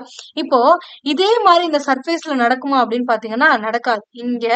இந்த பகுதியில இருக்கக்கூடிய வாட்டர் மாலிக்யூல்ஸ் எல்லாமே இந்த வெர்டிகலா இழுத்து புடிச்சுக்கும். அப்ப இந்த சர்ஃபேஸ்ல இருக்கக்கூடிய இந்த வாட்டர் மாலிக்யூல்ஸ் வந்து இதோட ஜாயிண்ட் ஆக முடியாது. அந்த மாரி இருக்கும் பொழுது என்ன ஆகும்னா, இந்த சர்ஃபேஸ்ல அதாவது இப்ப டாப் போர்ஷன வச்சு பார்க்கிறத மட்டும் பாருங்க. இப்ப இங்க இருக்கக்கூடிய வாட்டர் மாலிக்யூலும், இந்த வாட்டர் மாலிக்யூலும் இங்க எப்படி நடந்துச்சோ அதே மாரி புடிச்சு இழுக்கும். ஓகேங்களா? சோ அப்ப புடிச்சு இழுக்கும் பொழுது நெறைய மாலிக்யூல்ஸ் வந்து என்ன பண்ணும் அப்படின்னா, ஒரு குறுகிய சிறிய பரப்புக்குள்ள அடங்கிரும். அதாவது இப்ப வாட்டர் மாலிக்யூல்ங்கிறது இவ்ளோ பெரிய பரப்பு இருக்குன்னா, இங்க ஒண்ணு, இங்க ஒண்ணு, இங்க ஒண்ணு, இங்க ஒண்ணு, இங்க ஒண்ணு இருக்கலாம். ஆனா இந்த சகப்பிணைப்பு இந்த பிணைப்பு, இந்த அட்ராக்ஷன் நடக்கிறதுனால, இந்த கொஹெசிவ் ஃபோர்ஸ் ஆக்ட் ஆகுறதுனால என்ன ஆகும்னா, இப்ப இந்த மாலிக்யூலையும் இது புடிச்சு இழுத்துக்கும், இதையும் இழுத்துக்கும், இதையும் இழுத்துக்கும், இதையும் இழுத்துக்கும், இதையும் இழுத்துக்கும், இதையும் இழுத்துக்கும். சோ இந்த மாரி எல்லா பகுதிகள்ல இருக்கக்கூடிய வாட்டர் மாலிக்யூலையும் அந்த சர்ஃபேஸ்ல இருக்கக்கூடிய வாட்டர் ஆனது பக்கத்துல இருக்கிறது எல்லாத்தையும் புடிச்சு இழுத்துக்கும். அப்படிங்கும்போது ஒரு சின்ன பரப்புக்குள்ள எல்லா மாலிக்யூல்ஸும் உள்ள வந்துருது. ஓகேங்களா? சோ அப்ப இந்த மாரி வரும் பொழுது, இந்த நடுவுல புடிச்சு இழுக்கிற அந்த பிணைப்பு இருக்கு பாருங்க, அது வந்து ஒரு ரப்பர் மாரி ஆக்ட் ஆகும். சோ அப்ப ரப்பர் மாரி ஆக்ட் ஆகும் பொழுது, நம்ம ஒரு பொருள இது மேல வச்சோம்னா, அந்த ரப்பர தாண்டி அது கீழ போகாது. அதாவது இந்த ரப்பர்னால எவ்ளோ ஃபோர்ஸ தாங்க முடியுமோ, அந்த அளவுக்கு ஃபோர்ஸ் இருக்கக்கூடிய, அந்த அளவுக்கு வெயிட் இருக்கக்கூடிய ஒரு பொருள் அது மேல வச்சீங்கன்னா, அந்த பொருளானது உள்ள விழாது. மேலேயே இருந்துரும். ஓகேங்களா? சோ அதுதான் இங்க ஒரு எக்ஸ்பெரிமென்ட்டா குடுத்திருப்பாங்க. ஒரு கண்ணாடி குவளையில என்ன பண்றாங்கன்னா, நீரை எடுத்துக்கிறாங்க. நீரை எடுத்துட்டு, அதன் மீது மெல்லிய உறிஞ்சுத்தாளை எடுத்த உடனே இந்த பின்ன உள்ள போட்டீங்கன்னா உள்ள போயிடும். அதனால என்ன பண்றாங்கன்னா, ஒரு பேப்பர வச்சு, அந்த பேப்பர் என்ன பண்ணும், அத அப்சார்ப் பண்ணி, அதுக்கப்புறம் அந்த பேப்பர் ஃபுல்லா நனைஞ்சதுக்கு அப்புறம் தான் என்ன பண்ணும்? மூழ்கும். கரெக்ட்டுங்களா? சோ அப்ப அந்த பேப்பர் மூழ்கறதுக்கு முன்னாடியே, அந்த பேப்பர வச்ச உடனே, அந்த பேப்பர் மேல இந்த பின்னிய வச்சோம்னா, அந்த பின்னும் அந்த பேப்பரோட சேர்ந்து என்ன பண்ணும்? மிதக்க ஆரம்பிக்கும். ஆனா, அந்த பேப்பர் ஊறுனதுக்கு அப்புறம் அந்த பேப்பர் அடியில போயிடும். ஆனா, இந்த பின் வந்து அப்படியே நிக்கும். இது வந்து கரெக்ட்டா அந்த எக்ஸ்பெரிமெண்ட்ட பண்றவங்களுக்கு மட்டும் தான் வருமே தவிர, எல்லாருக்கும் வராது. அது வராததுக்கு ரீசனும் இந்த சர்ஃபேஸ் டென்ஷன் தான். சர்ஃபேஸ் டென்ஷன் அப்படிங்கும்போது பரப்பு இழுவிசை. அதாவது இங்க இந்த நீருடைய மேற்பரப்புல இருக்கக்கூடிய வாட்டர் மாலிக்யூல் எல்லாமே ஸ்ட்ராங் பாண்ட்ல இருக்கும். அதாவது நெருக்கமா இருக்கும். அப்ப நெருக்கமா இருக்கும் பொழுது இந்த 2 நீர் மாலிக்யூல்ஸ்க்கு நடுவுல இருக்கக்கூடிய அந்த விசையானது அதிகமா இருக்கும். அப்படியே ஒரு இழுவிசை இருக்கும். சோ அந்த அதாவது ஒரு மாலிக்யூல் வந்து இன்னொரு மாலிக்யூல இழுத்து புடிச்சிருக்கும். அப்ப அப்படி இழுத்து பிடிக்கக்கூடிய அந்த இழுவிசையின் காரணமாக ஒரு குறிப்பிட்ட சிறிய பரப்புலயே நிறைய மாலிக்யூல்ஸ் இருக்கும்.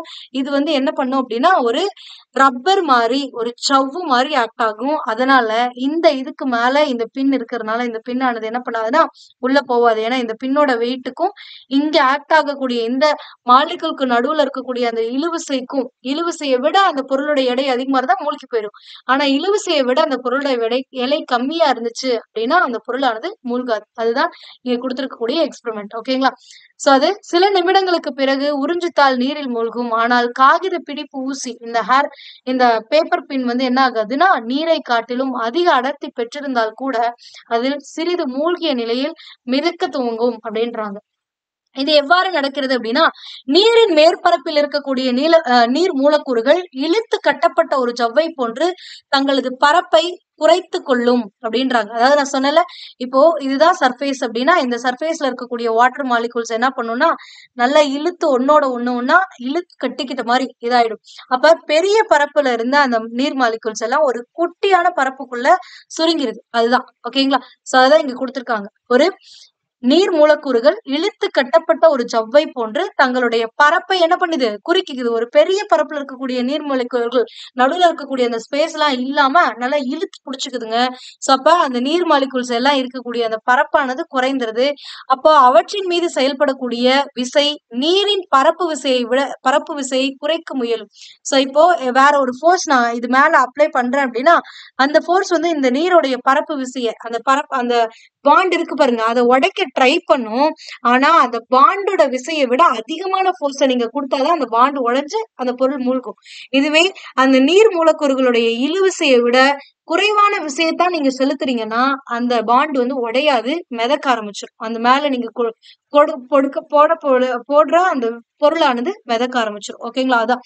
சோ நீரின் மேற்பரப்பில் உள்ள மூலக்கூறுகள் இந்த பரப்பு இழுவிசையின் காரணமாக மீட்சி தன்மையுடைய ஒரு ஜவ்வு போன்று செயல்படுவதால், அதாவது ஒரு ரப்பர் மாதிரி அந்த இழுவிசை நீர் மாலிகுல்களுக்கு நடுவுல இருக்கக்கூடிய அந்த இழுவிசை வந்து ஒரு ஜவ்வு மாதிரி ஆக்ட் ஆகுறதுனால அந்த காகித பிடிப்பூசியானது என்ன பண்ணுது, மேலேயே இருக்கு. அந்த காகித பிடிப்பூசியோடைய அந்த ஃபோர்ஸ், அந்த அந்த பின்னோடைய வெயிட் தான் வந்து ஃபோர்ஸ்ன்னு சொல்லக்கூடியது. அப்ப நம்ம ஒரு காகித பின்ன அது மேல செலுத்துறோம் அப்படிங்கும்போது ஒரு ஃபோர்ஸ் அந்த நீருடைய சர்ஃபேஸ்ல மேற்பரப்புல கொடுக்குறோம். ஆனா நம்ம கொடுக்கக்கூடிய ஃபோர்ஸ் அந்த நீருடைய மேற்பரப்புல இருக்கக்கூடிய அந்த பரப்பு இழுவிசையுடைய ஃபோர்ஸை விட குறைவா இருக்கிறதுனால அந்த பின் என்ன பண்ணுது, மிதக்குது அப்படின்றாங்க. அடுத்தது, மழைத்துளிகள் இயற்கையாகவே கோள வடிவத்தை பெற்றிருப்பதை ஏன் என்று சிந்தித்திருக்கிறீர்களா? மரங்கள் மற்றும் தாவரங்கள் புவியீர்ப்பு விசைக்கு எதிராக வேரிலிருந்து நீரை எவ்வாறு மேல் செலுத்துகிறது? இவை யாவும் பரப்பு இழுவிசையின் காரணமாகவே நடைபெறுகிறது அப்படின்றாங்க. இப்போ மழைத்துளிகள் அப்படிங்கும்போது ஒரு துளியில எவ்வளவு இருக்கும், நிறைய வாட்டர் மாலிகூல்ஸ் இருக்கும். அப்ப அந்த நிறைய நீர் மூலக்கூறுகள் சேர்ந்துதான் ஒரு கோள வடிவமா நிறைய மூலக்கூறுகள் ஒரு குறிப்பிட்ட ஒரு சின்ன பரப்புக்குள்ள சேர்ந்துருது. அப்ப ஒரு மாலிகூலுக்கும் இன்னொரு மாலிகூலுக்கும் நடுவுல இருக்கக்கூடிய அந்த ஸ்பேஸ் குறையறதுனாலதான் அது உருண்டையா கோள வடிவத்துல இருக்கு. ஓகேங்களா? அடுத்து பாத்தீங்க அப்படின்னு பாத்தீங்கன்னா, இப்போ வாட்டர் வந்து தாவரத்துல கீழ இருந்து மேல போகுது. ஆனா கிராவிடேஷனல் ஃபோர்ஸ் மூலியமா ஒரு பொருள் வந்து மேல இருந்து என்னதான் வரணும், கீழதான் வரணும். அப்ப இருக்கும்போது கூட இப்படி எப்படி போகுது அப்படின்னு பாத்தீங்கன்னா, இந்த மரத்துல சைலம் அப்படின்னு சொல்லி ஒரு திசு இருக்கும். அந்த திசுக்கு நடுவுல அந்த திசுக்கள் தான் நீரை வந்து வேர் மூலம், அதாவது வேர் வந்து என்ன பண்ணும்னா நீரை உறிஞ்சு அந்த சைல திசுக்களுக்கு கொடுக்கும். அந்த சைல திசுக்கள் இந்த மரத்தினுடைய தண்டு பகுதியில இருக்கும். சோ அந்த சைல திசுக்கள் வழியாகத்தான் இந்த நீர் மூலக்கூறுகளானது இந்த மரத்துடைய எல்லா பகுதிகளுக்கும் கடத்தப்படுது. ஆனா இப்படி கடத்தும் பொழுது சர்ஃபேஸ் டென்ஷன், அதாவது இந்த பரப்பு இழுவிசை அப்படிங்கிறது ஒரு முக்கியமான காரணியா இருக்கு. பரப்பு இழுவிசை குறைவாக இருந்தால் மட்டும்தான் என்ன பண்ண முடியும் அப்படின்னா, நீரானது கீழ இருந்து மேல அந்த கேபிலரி ரியாக்ஷன் சொல்லுவாங்க, அதுபடி மேல போக முடியும். ஓகேங்களா? ஏன் அப்படின்னா பரப்பு இழுவிசை இப்போ ஒரு சைலம் செல் இப்படி இருக்குன்னு வச்சுக்கோங்களேன். இங்க ஒரு வாட்டர் டிராப்லெட் இருக்கு. சோ ஒரு வாட்டர்ஸ் இருக்கு அப்படின்னா இந்த நீர் மூலக்கூறுகள் இந்த ஜவ்வை ஒட்டிக்கொண்டே மேல நகர்றதுதான் வந்து இந்த கேபிலரி ஆக்ஷன் அப்படின்னு சொல்லக்கூடியது.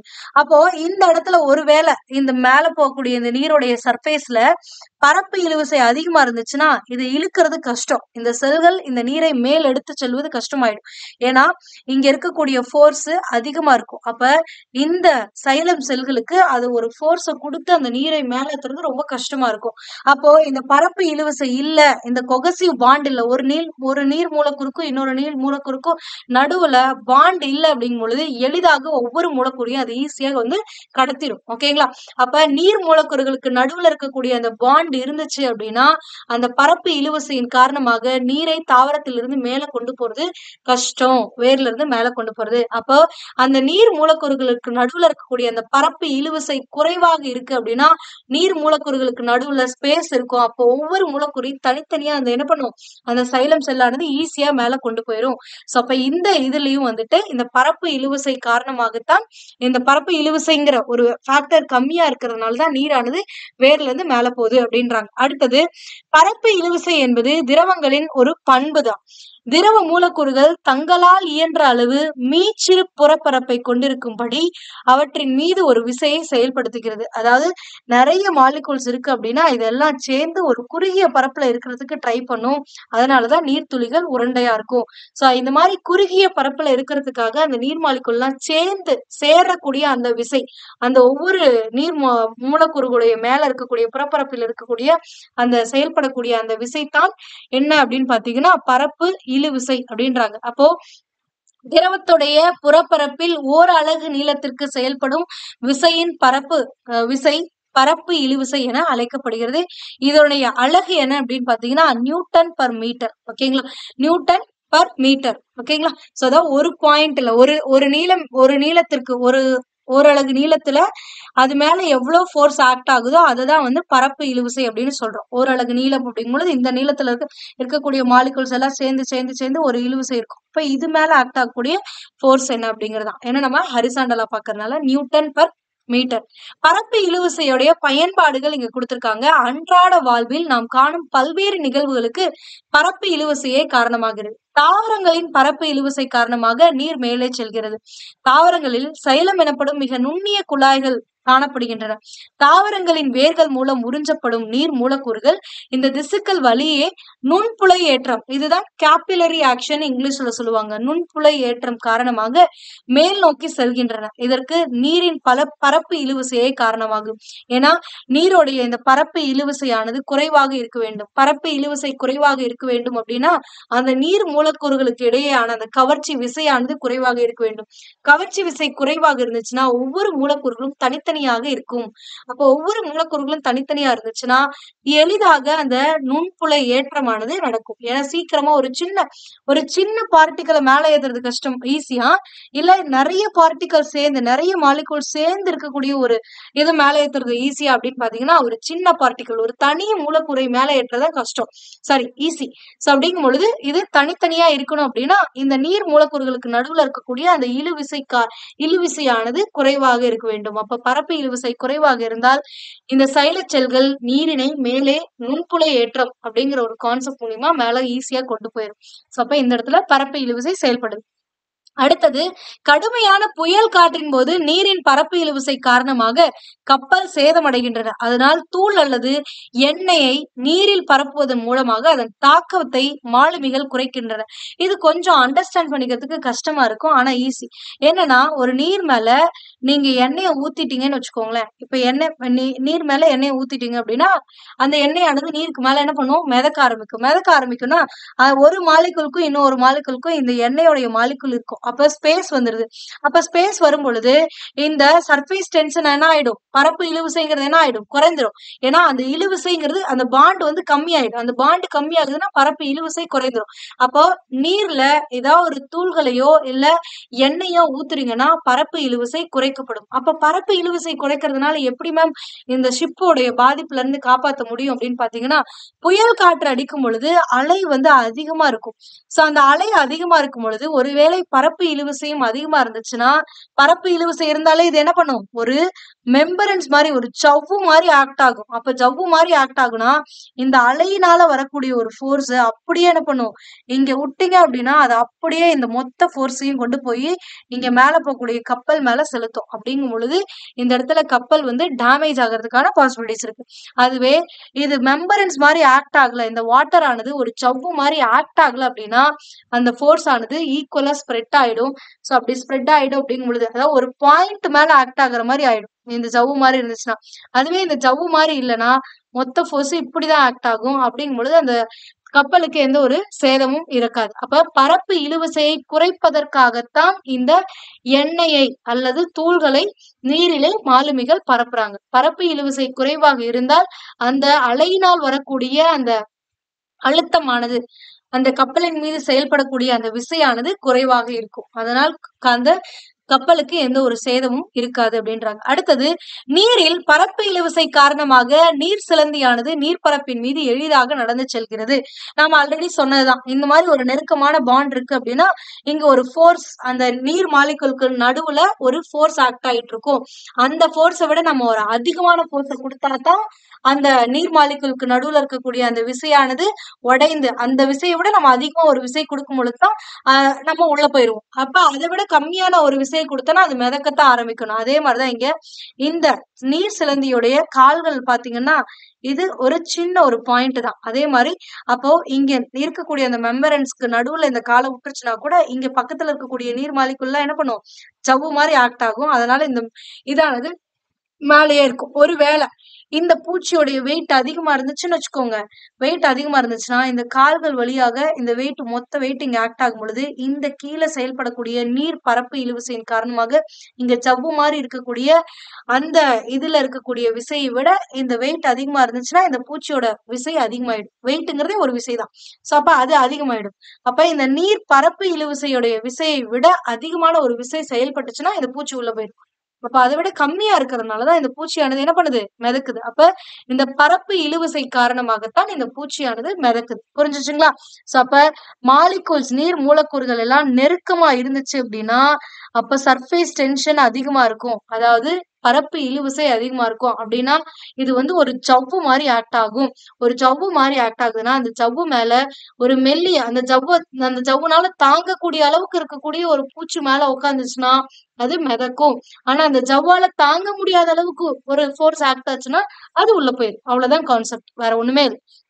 ஒருவேளை இந்த நீர் மாலிகுலுக்கு நடுவுல, அதாவது ஒரு நீர் மூலக்கூறுக்கும் இன்னொரு நீர் மூலக்கூறுக்கும் நடுவுல இருக்கக்கூடிய இந்த கவர்ச்சி விசை ஸ்ட்ராங்கா இல்ல, ஸ்பேஸ் அதிகமா இருக்குன்னா எந்த பொருளை போட்டீங்கன்னாலும் என்ன பண்ணிடும், டக்குன்னு உள்ள போயிடும். ஏன்னா இந்த இடத்துல கவர்ச்சி விசையை விட நீங்கள் போடக்கூடிய பொருளுடைய விசையானது அதிகமாக இருக்கும். ஓகேங்களா?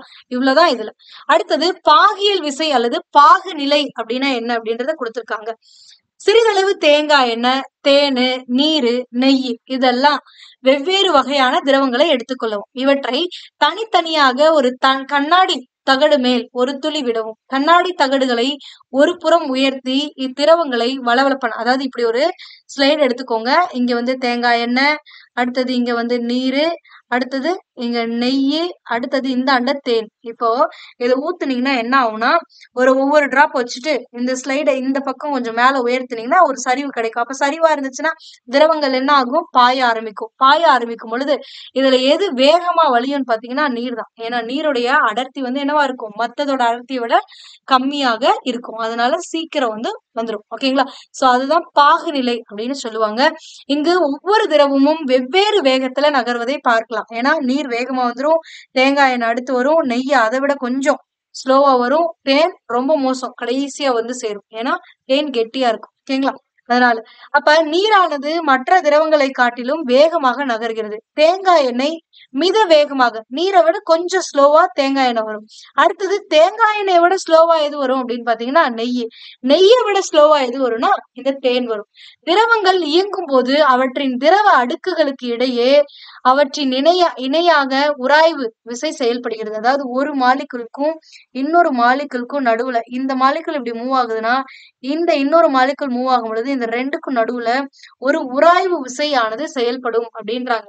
அந்த உராய்வு விசையை, அதாவது உராய்வு விசை, இந்த உராய்வு விசை திரவங்கள் இயங்கும் போது அந்த இயக்கத்தை என்ன பண்ணும் அப்படின்னா எதிர்க்கும். அதாவது இயங்க வேணாம் அப்படின்னு நினைக்கும். அதாவது இந்த மாலிகுல் இப்படி மூவ் ஆகுது, இந்த மாலிகுலும் என்ன பண்ணும், மூவ் ஆகும்.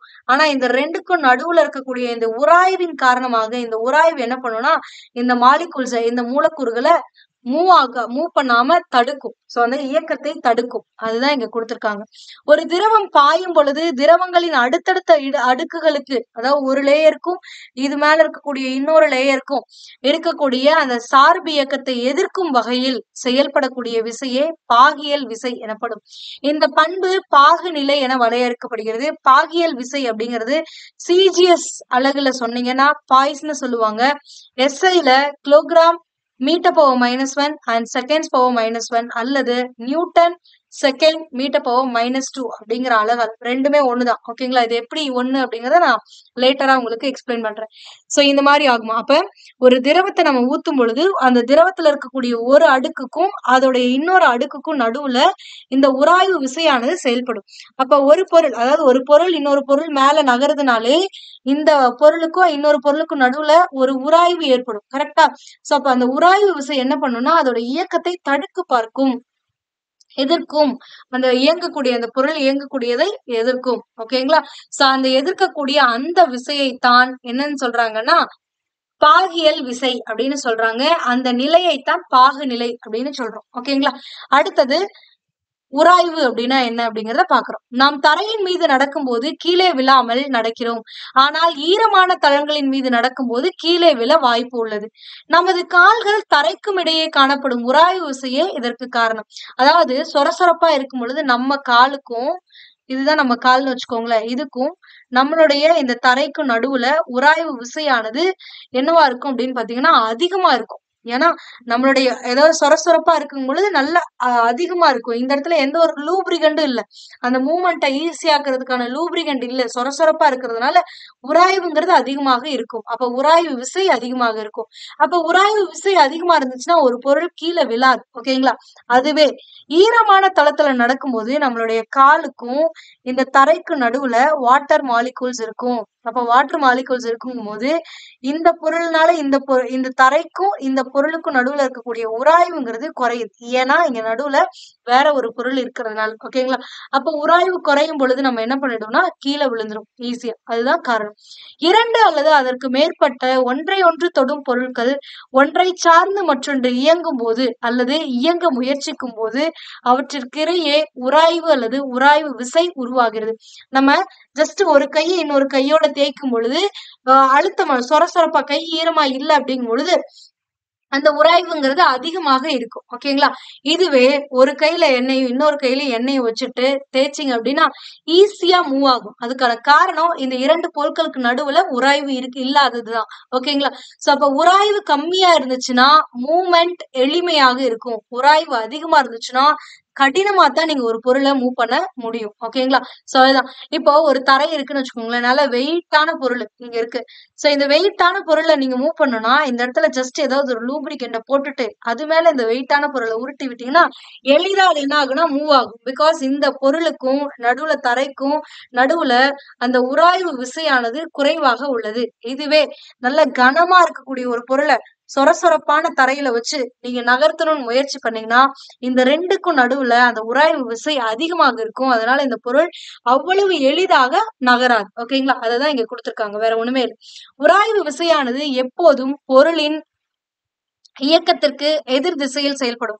நீங்க உராய்வு விசை அப்படிங்கிறது அதாவது பொருள் இப்படி மூவ் ஆகுதுன்னா உராய்வு விசை இப்படி ஆப்போசிட்டா நடக்கும் அப்படின்றோம். அப்ப நம்ம இப்படி நடக்க ட்ரை பண்றோம்னா இன்னொரு ஃபோர்ஸ் நம்மளுக்கு ஆப்போசிட் டைரக்ஷன்ல நம்மள இப்படி இது பண்ண அதாவது நம்மளுடைய பாதத்தோடைய மூவ்மெண்ட்டுக்கு இப்படி செயல்படும். அப்படிங்கும் பொழுது நம்ம ஸ்டேபிளா இருக்க முடியும். ஏன்னா இந்த ஃபோர்ஸஸ் வந்து ஈக்குவல் ஆகுறதுனாலதான் நம்ம ஸ்டேபிளா என்ன பண்றோம் நடக்கிறோம். நம்மளால அடுத்த ஸ்டெப் எடுத்து வைக்க முடியுது. ஒருவேளை இந்த மாதிரி எதிர் ஃபோர்ஸஸே இல்ல அப்படின்னா நம்மளால நடக்க முடியாது. ஓகேங்களா? சோ நியூட்டனுடைய 3rd லா சொல்லிருப்பாங்க. ஒவ்வொரு விசைக்கும் என்ன இருக்கும் எதிர் விசை இருக்கும். சோ எல்லாத்தையுமே நம்ம வந்து இந்த விசையை பொறுத்த வரைக்கும் கம்பேர் பண்ண முடியும். ஏன்னா எல்லாமே எல்லா இடத்துலயும் அப்ளிகபிளா இருக்கும். அதான் ஒப்புமை இயக்கத்தில் இருக்கும் பொருட்களின் ஒழுங்கற்ற வடிவியல் பரப்பின் காரணமாக இந்த உராய்வு விசையானது உருவாகிறது. ஓகேங்களா? அதே மாதிரி ஒரு பொருளுடைய புறப்பரப்பை பொறுத்தும் அந்த உராய்வுடைய இது மாறுபடும். இப்ப கோள வடிவமா இருந்துச்சு அப்படின்னா இது உருண்டுட்டு போகும். அதுவே இப்படி சதுர வடிவமா இருக்குன்னா இதை தள்ளுறது கஷ்டம். ஆனா இது என்ன ஆகும் ரோல் ஆகும். சோ அப்ப அதை பொறுத்தும் அந்த உராய்வு விசையானது மாறுபடும். உராய்வு பின்வருமான விளைவுகளை ஏற்படுத்துகிறது. உராய்வு இயக்கத்தை எதிர்க்கிறது. அப்போ ஒரு பொருளை இன்னொரு பொருள் மேல வைத்து நீங்க மூவ் பண்ண நினைக்கும் பொழுது இந்த 2க்கும் நடுவுல இருக்கக்கூடிய அந்த உராய்வு விசையானது இந்த மூவ் ஆகக்கூடிய பொருளுடைய இயக்கத்தை எதிர்க்கிறது. ஏன்னா ஆப்போசிட் டைரக்ஷன்ல தான் என்ன பண்ணும் உராய்வுங்கிறது செயல்படும். உராய்வு தேய்மானத்திற்கு காரணமாக இருக்கிறது. ஒரு பொருள் மேல இன்னொரு பொருள் வச்சு நகர்த்தும் பொழுது தேய்மானம் அடையும். அதற்கு காரணம் அந்த 2 பொருளுக்கு நடுவுல இருக்கக்கூடிய அந்த உராய்வு விசைதான். அது மட்டும் இல்லாம ஒரு பொருள் மீது இன்னொரு பொருளை வச்சு நம்ம நகர்த்துறோம் அப்படின்னா வெப்பமும் உருவாகும். இது வந்து ஒரு இரும்பு மேல இன்னொரு இரும்பு வச்சு நகர்த்தி பாருங்களேன் சூடாயும். ஏன்னா அந்த நடுவுல இருக்கக்கூடிய அந்த உராய்வு விசை அதிகமா இருக்கும் பொழுது சூடு அதிகமாகும். சோ அப்ப உராய்வு அதிகமா இருக்கும் பொழுது அந்த வெப்பம் உருவாகுவதும் அதிகமாக இருக்கும். அப்ப அதிக ஹீட்டை நம்ம வந்து உணர்வோம். அடுத்தது உராய்வுடைய வகைகள் கொடுத்திருக்காங்க. ஃப்ரிக்ஷன்ஸ் என்ன டைப் ஆஃப் ஃப்ரிக்ஷன்ஸ் இருக்கு அப்படின்னுட்டு உராய்வு வந்து 2 பிரிவுகளா பிரிக்கிறாங்க. ஒண்ணு நிலை உராய்வு, இன்னொன்னு இயக்க உராய்வு. நிலை உராய்வு அப்படின்னா என்னன்னா ஒரு நிலையில் ஓய்வு நிலையில் இருக்கக்கூடிய பொருளில் காணப்படும் உராய்வு நிலை உராய்வு எனப்படும்.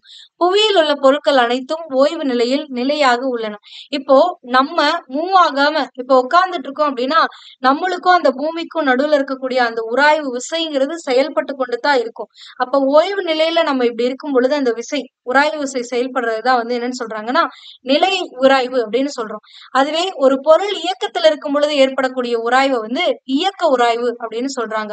அதாவது ஒரு பொருள் மூவ் ஆயிட்டு இருக்கும் பொழுது அந்த ஒரு மீடியம்க்கும் இப்போ இந்த தரை மீது இந்த பொருள் வந்து மூவ் ஆகிட்டு இருக்கு அப்படின்னா இந்த பொருளுக்கும் இந்த தரைக்கும் நடுவுல ஏற்படக்கூடிய அந்த விசையை இயக்க உராய்வுன்னு சொல்லுவோம். அதுவே ஒரு பொருள் ஒரு தரையின் மீது இருக்கு அப்படின்னா இதற்கு காரணம் இது நிலையா இருக்கிறதுக்கு காரணமும் ஒரு உராய்வு விசை தான். சோ அதனாலதான் இந்த பொருளானது நிலையாக இருக்கிறது. அப்ப நிலையாக இருக்கக்கூடிய ஓய்வு நிலையில் இருக்கக்கூடிய ஒரு பொருளின் மீது செயல்படக்கூடிய அந்த உராய்வு விசைங்கிறது நிலை உராய்வு எனவும், இயக்க நிலையில இருக்கக்கூடிய ஒரு பொருளின் மீது செயல்படக்கூடிய அந்த உராய்வு விசைங்கிறது இயக்க உராய்வு விசை அப்படின்னு சொல்லுவாங்க. இதுவே இந்த இயக்க உராய்வையே ரெண்டா பிரிக்கிறாங்க. ஒண்ணு நழுவு உராய்வு, இன்னொன்னு உருளும் உராய்வு அப்படின்றாங்க. அப்ப நழுவு உராய்வுனா என்ன, உருளும் உராய்வுனா என்ன? ஒரு பொருள் மற்றொரு பொருளின் மேற்பரப்பில் நழுவும் போது இரண்டு பொருட்களுக்கும் பரப்புகளுக்கு இடையே உருவாகக்கூடிய அந்த உராய்வு நழுவு உராய்வு. அப்ப இப்படி ஒரு பொருள் இருக்கு, இப்படி ஒரு பரப்பு இருக்குன்னா இது மேல ஒரு செவ்வக வடிவ ஒரு பொருளை வைத்து நான் தள்ளுகின்றேன் என்றால் இந்த பொருளுக்கும் இந்த பொருளுக்கும் நடுவுல இருக்கக்கூடிய உராய்வு நழுவக்கூடிய உராய்வு. ஏன்னா இந்த பொருள் என்ன பண்ணுது, நழுவிட்டு தான் போகுது, ரோல் ஆகிட்டு போல, உருண்டுகிட்டு போல. ஓகேங்களா?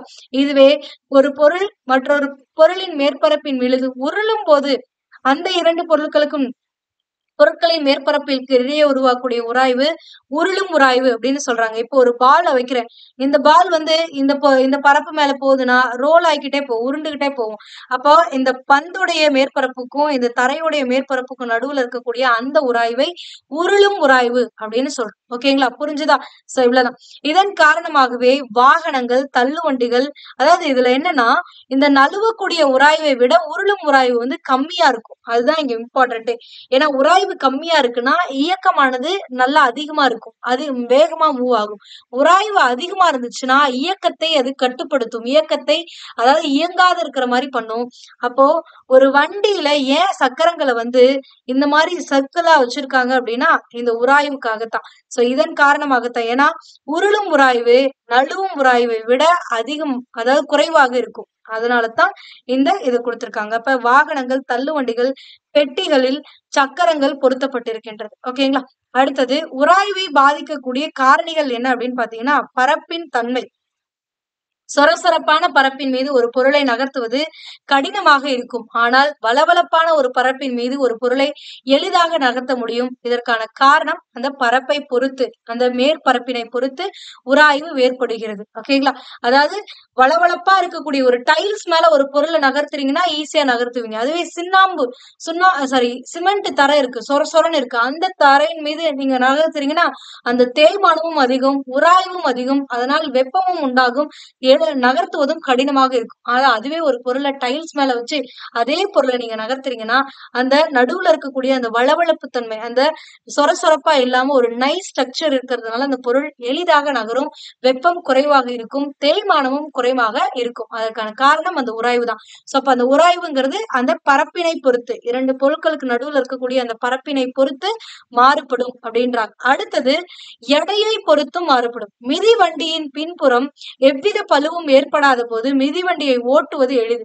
அப்ப மிதிவண்டியை ஓட்டுறோம் அப்படின்னா இந்த சக்கரங்களானது ரோல் ஆகுது அப்படின்னாவே இயக்கத்துல உராய்வு உண்டாகுது. அப்ப இயக்க உராய்வு அப்படிங்கிறது இங்க நடக்குது. அந்த இயக்க உராய்வுலயே நழுவு உராய்வு அண்ட் உருளும் உராய்வுன்னு இருக்கு. இந்த சக்கரம் ரவுண்டா இருக்கிறதுனால நழுவு உராய்வு இல்லாம அதாவது உருளக்கூடிய உராய்வின் மூலமாக இந்த மிதிவண்டியானது என்ன பண்ணுது, செயல்படுது. கரெக்டுங்களா? சோ அப்ப இந்த மிதிவண்டி எப்படி செயல்படுது, உருளும் உராய்வினால செயல்படுது. அப்ப உருளும் உராய்வுங்கிறது நழுவக்கூடிய உராய்வை விட அதிகம், குறைவு, மன்னிச்சிருங்க. உருளும் உராய்வானது நழுவக்கூடிய உராய்வை விட குறைவாக இருக்கிறதுனால எளிதாக இந்த சைக்கிள் ஆனது மூவ் ஆகும். ஆனா இதுல இன்னொன்னு என்ன அப்படின்னு பாத்தீங்கன்னா எந்த ஒரு வெயிட்டுமே இல்லைன்னா எளிதாக இந்த சக்கரமானது உருண்டுட்டு போயிடும். அப்ப அந்த உருளும் உராய்வினால எளிதாக அந்த சக்கரம் நவுந்துரும். அதுவே இதுல ஒரு வெயிட்ட வச்சுட்டீங்கன்னா இந்த வெயிட் காரணமா இங்க இருக்கக்கூடிய உராய்வு வந்து அதிகமாயிடும். அது உருளும் உராய்வாக இருந்தால் கூட அந்த உராய்வு, அந்த அழுத்தத்தின் காரணமாக, வெயிட்டோடைய காரணமா, அந்த போர்ஸ்னால என்ன ஆகும்னா அதிகரிச்சிரும் உராய்வு. அதனால அந்த வண்டியை ஓட்டுறது நம்மளுக்கு கஷ்டமாயிடும். ஓகேங்களா? அதான் இங்க கொடுத்திருப்பாங்க. பளு ஏற்றப்பட்டவுடன் எடை அதிகரிக்கிறது. இதனால் மிதிவண்டி சக்கரத்திற்கும் சாலைக்கும் இடையேயான உராய்வும் அதிகரிக்கிறது. அதாவது நீங்க சொன்னீங்கல்ல மேம், உருளும் உராய்வுங்கிறது கம்மியா இருக்கும். அதனாலதான் எளிதா மூவ் பண்ணிடுறோம். ஆமா, கம்மியா இருக்கும். ஆனா வெயிட் இங்க ஆக்ட் ஆச்சுன்னா இந்த வெயிட்னால இந்த உராய்வு இங்க அதிகரிக்கும். சோ அதனால இந்த இடத்துல உராய்வு அதிகரிக்கும் பொழுது மிதிவண்டியை ஓட்டுறது கடினமாக இருக்கும். அடுத்தது தொடும் பரப்பு.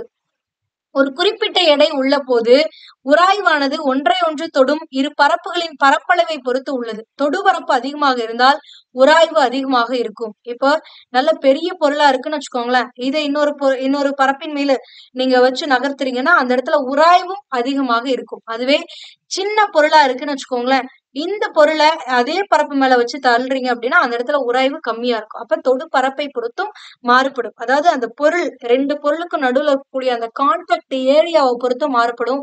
பொருளுடைய வெயிட்ட பொறுத்தும் மாறுபடும். அண்ட் பொருளுடைய அந்த சர்ஃபேஸ பொறுத்தும் மாறுபடும். ஓகேங்களா? இதுதான்.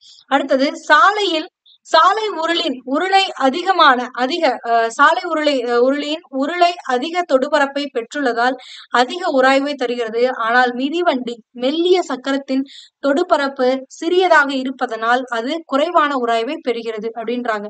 அதாவது சக்கரத்தை பொறுத்த வரைக்கும், சைக்கிள் சக்கரம் பொறுத்த வரைக்கும் சின்னதா இருக்கும். அப்ப தொடு பரப்பு கம்மி, அப்ப உராய்வு கம்மியா இருக்கும். உராய்வு கம்மியா இருக்குன்னா நம்மளால எளிதாக இயக்க முடியும் அந்த பொருளை. ஓகேங்களா? இதுவே ஒரு ரோட் ரோலர் இருக்குன்னு வச்சுக்கோங்களேன். ரோட் ரோலருங்கிறது இதோடைய சக்கரம் மட்டும் இப்படி இருக்கும். கரெக்டுங்களா? சோ அப்ப அந்த தொடு பரப்பு சாலைக்கும் அந்த ரோட் ரோலருடைய சக்கரத்துக்கும் நடுவுல இருக்கக்கூடிய பரப்பானது அதிகமா இருக்கு. பரப்பு அதிகமானாலே அந்த உராய்வும் என்ன ஆகும்? அதிகமா இருக்கும். அப்ப உராய்வு அதிகமா இருந்துச்சுன்னா, உராய்வுங்கிறது நம்ம இயங்கக்கூடிய திசைக்கு எதிர் திசையில செயல்படக்கூடியது. அப்படிங்கும் பொழுது நம்மளுடைய இயக்கத்தை அப்போஸ் பண்ணும். அப்போ நம்மளுடைய வேகமானது என்ன ஆகும்? குறையும். சோ அப்ப இந்த இடத்துல உராய்வுங்கிறது ஒரு வகையான விசைத்தான். ஓகேங்களா? அதனாலதான் ரோட் ரோலர் வந்து மெதுவா போகுது. ஓகேங்களா? நெக்ஸ்ட் உராய்வுடைய நன்மைகள் என்ன அப்படிங்கறது கொடுத்திருக்காங்க. உராய்வானது நமது அன்றாட செயல்பாடுகளில் மிக முக்கியமான பங்கு வகிக்கிறது. எப்படி எல்லாம் அப்படின்னு பாத்தீங்கன்னா, உராய்வின் காரணமாகவே எந்த ஒரு பொருளையும் நம்மளால் பிடிக்க முடிகிறது. ஏன்னா ஒரு பொருளை நீங்க கேட்ச் பண்றீங்கன்னா, நீங்க கேட்ச் பண்ணக்கூடிய அந்த கைக்கும் அந்த பொருளுக்கும் நடுவுல உராய்வு அதிகமா இருந்தா பிடிச்சிருவீங்க. அதுவே உங்க கை வளவளன்னு இருந்துச்சுன்னா அந்த பொருளை என்ன பண்ணிடுவோம்? விட்டுருவோம். அப்ப உராய்வு இல்லைன்னா நம்மளால எந்த ஒரு பொருளையும் பிடிக்க முடியாது. கிரிப் இருக்காது. ஓகேங்களா? சோ அதான் அந்த கிரிப் அப்படிங்கறது. உராய்வின் காரணமாகவே நம்மளால சாலையில நடந்து போக முடியுது. ஒருவேளை உராய்வு கம்மியா இருந்துச்சுன்னா நம்ம சாலையில என்ன பண்ண முடியும்? நடக்க முடியாது. கீழே உளுந்து வலிக்கிட்டு தான் போக முடியும். ஓகேங்களா?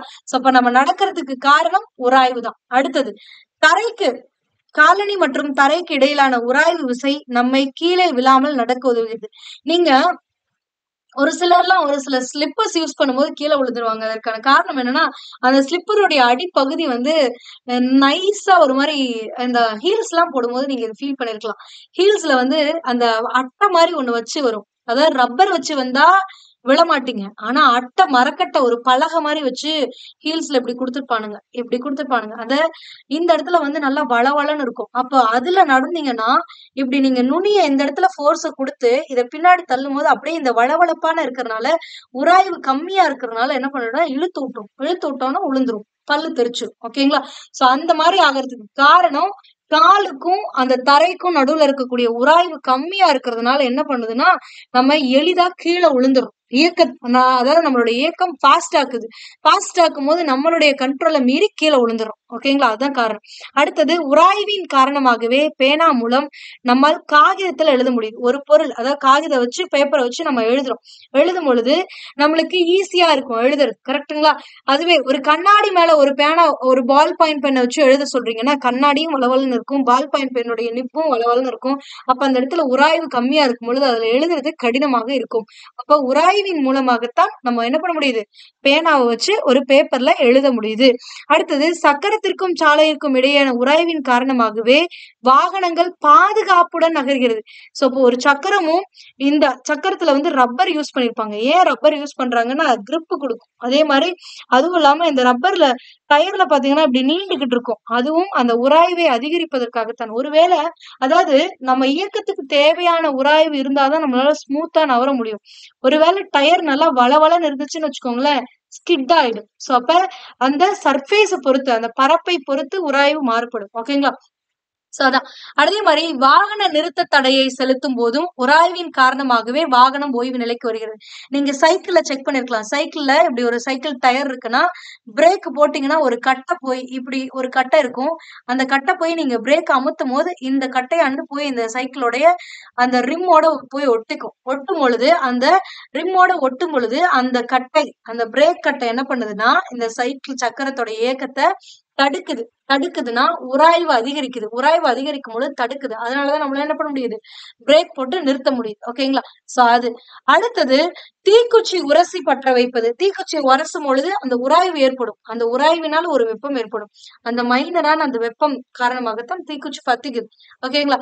துணியை தைப்பது, முடிச்சுகளை போடுவது, சுவற்றில் ஆணி அடிப்பது என அனைத்திற்கும் உராய்வு காரணமாகும். அதாவது ஒரு பொருள் இன்னொரு பொருள் மேல மோதி ஒரு இயக்கம் இருக்குனாலே கண்டிப்பா அந்த இடத்துல என்ன இருக்குன்னா உராய்வு அப்படிங்கிற ஒரு விஷயம் இருக்கும். உராய்வின் உதவியால் தான் அன்றாட வாழ்வில் பெரும்பாலான வேலைகளை எளிதாக நாம் செய்ய முடிகிறோம். அப்ப நடக்க முடியுது அப்படின்னா உராய்வு இல்லைன்னா நம்மளால நடக்க முடியாது. ஒரு வளவளப்பான ஒரு பாதையில போய் நம்ம நடக்கிறோம்னா அங்க நடக்கவே முடியாது. இழுத்துக்கிட்டு போயிரும். நம்ம நினைச்ச டெஸ்டினேஷனுக்கு போக முடியாது. அப்ப நடத்தல் அப்படிங்கிறது பாசிபிலிட்டிஸ் இல்லாத போயிரும். இப்ப உராய்வுங்கிற ஒரு விஷயம் இருக்கிறதுனாலதான் நம்மளால நடக்க முடியுது. ஆனா இந்த உராய்வினால சில தீமைகளும் ஏற்படும். சோ அதையும் கொடுத்திருக்காங்க. அதுதான் உராய்வை தேவையான தீமை என்றும் அழைக்கின்றனர். உராய்வின் தீமைகள் என்னென்ன அப்படின்னு பாத்தீங்கன்னா, இயந்திரங்களில் பற்சட்டக அமைப்பு, திருகுகள் மற்றும் காலணிகளின் அடிப்பாகம் போன்றவை பிற பொருட்களின் மீது உரசி என்ன ஆகுது, தேய்மானம் அடைகிறது. இந்த உராய்வு இருக்கிறதுனாலதான் ஒரு பொருள் இன்னொரு பொருள் மேல பட்டு அந்த உராய்வின் காரணமாக என்ன ஆகுது, தேய்மானம் அடைகிறது.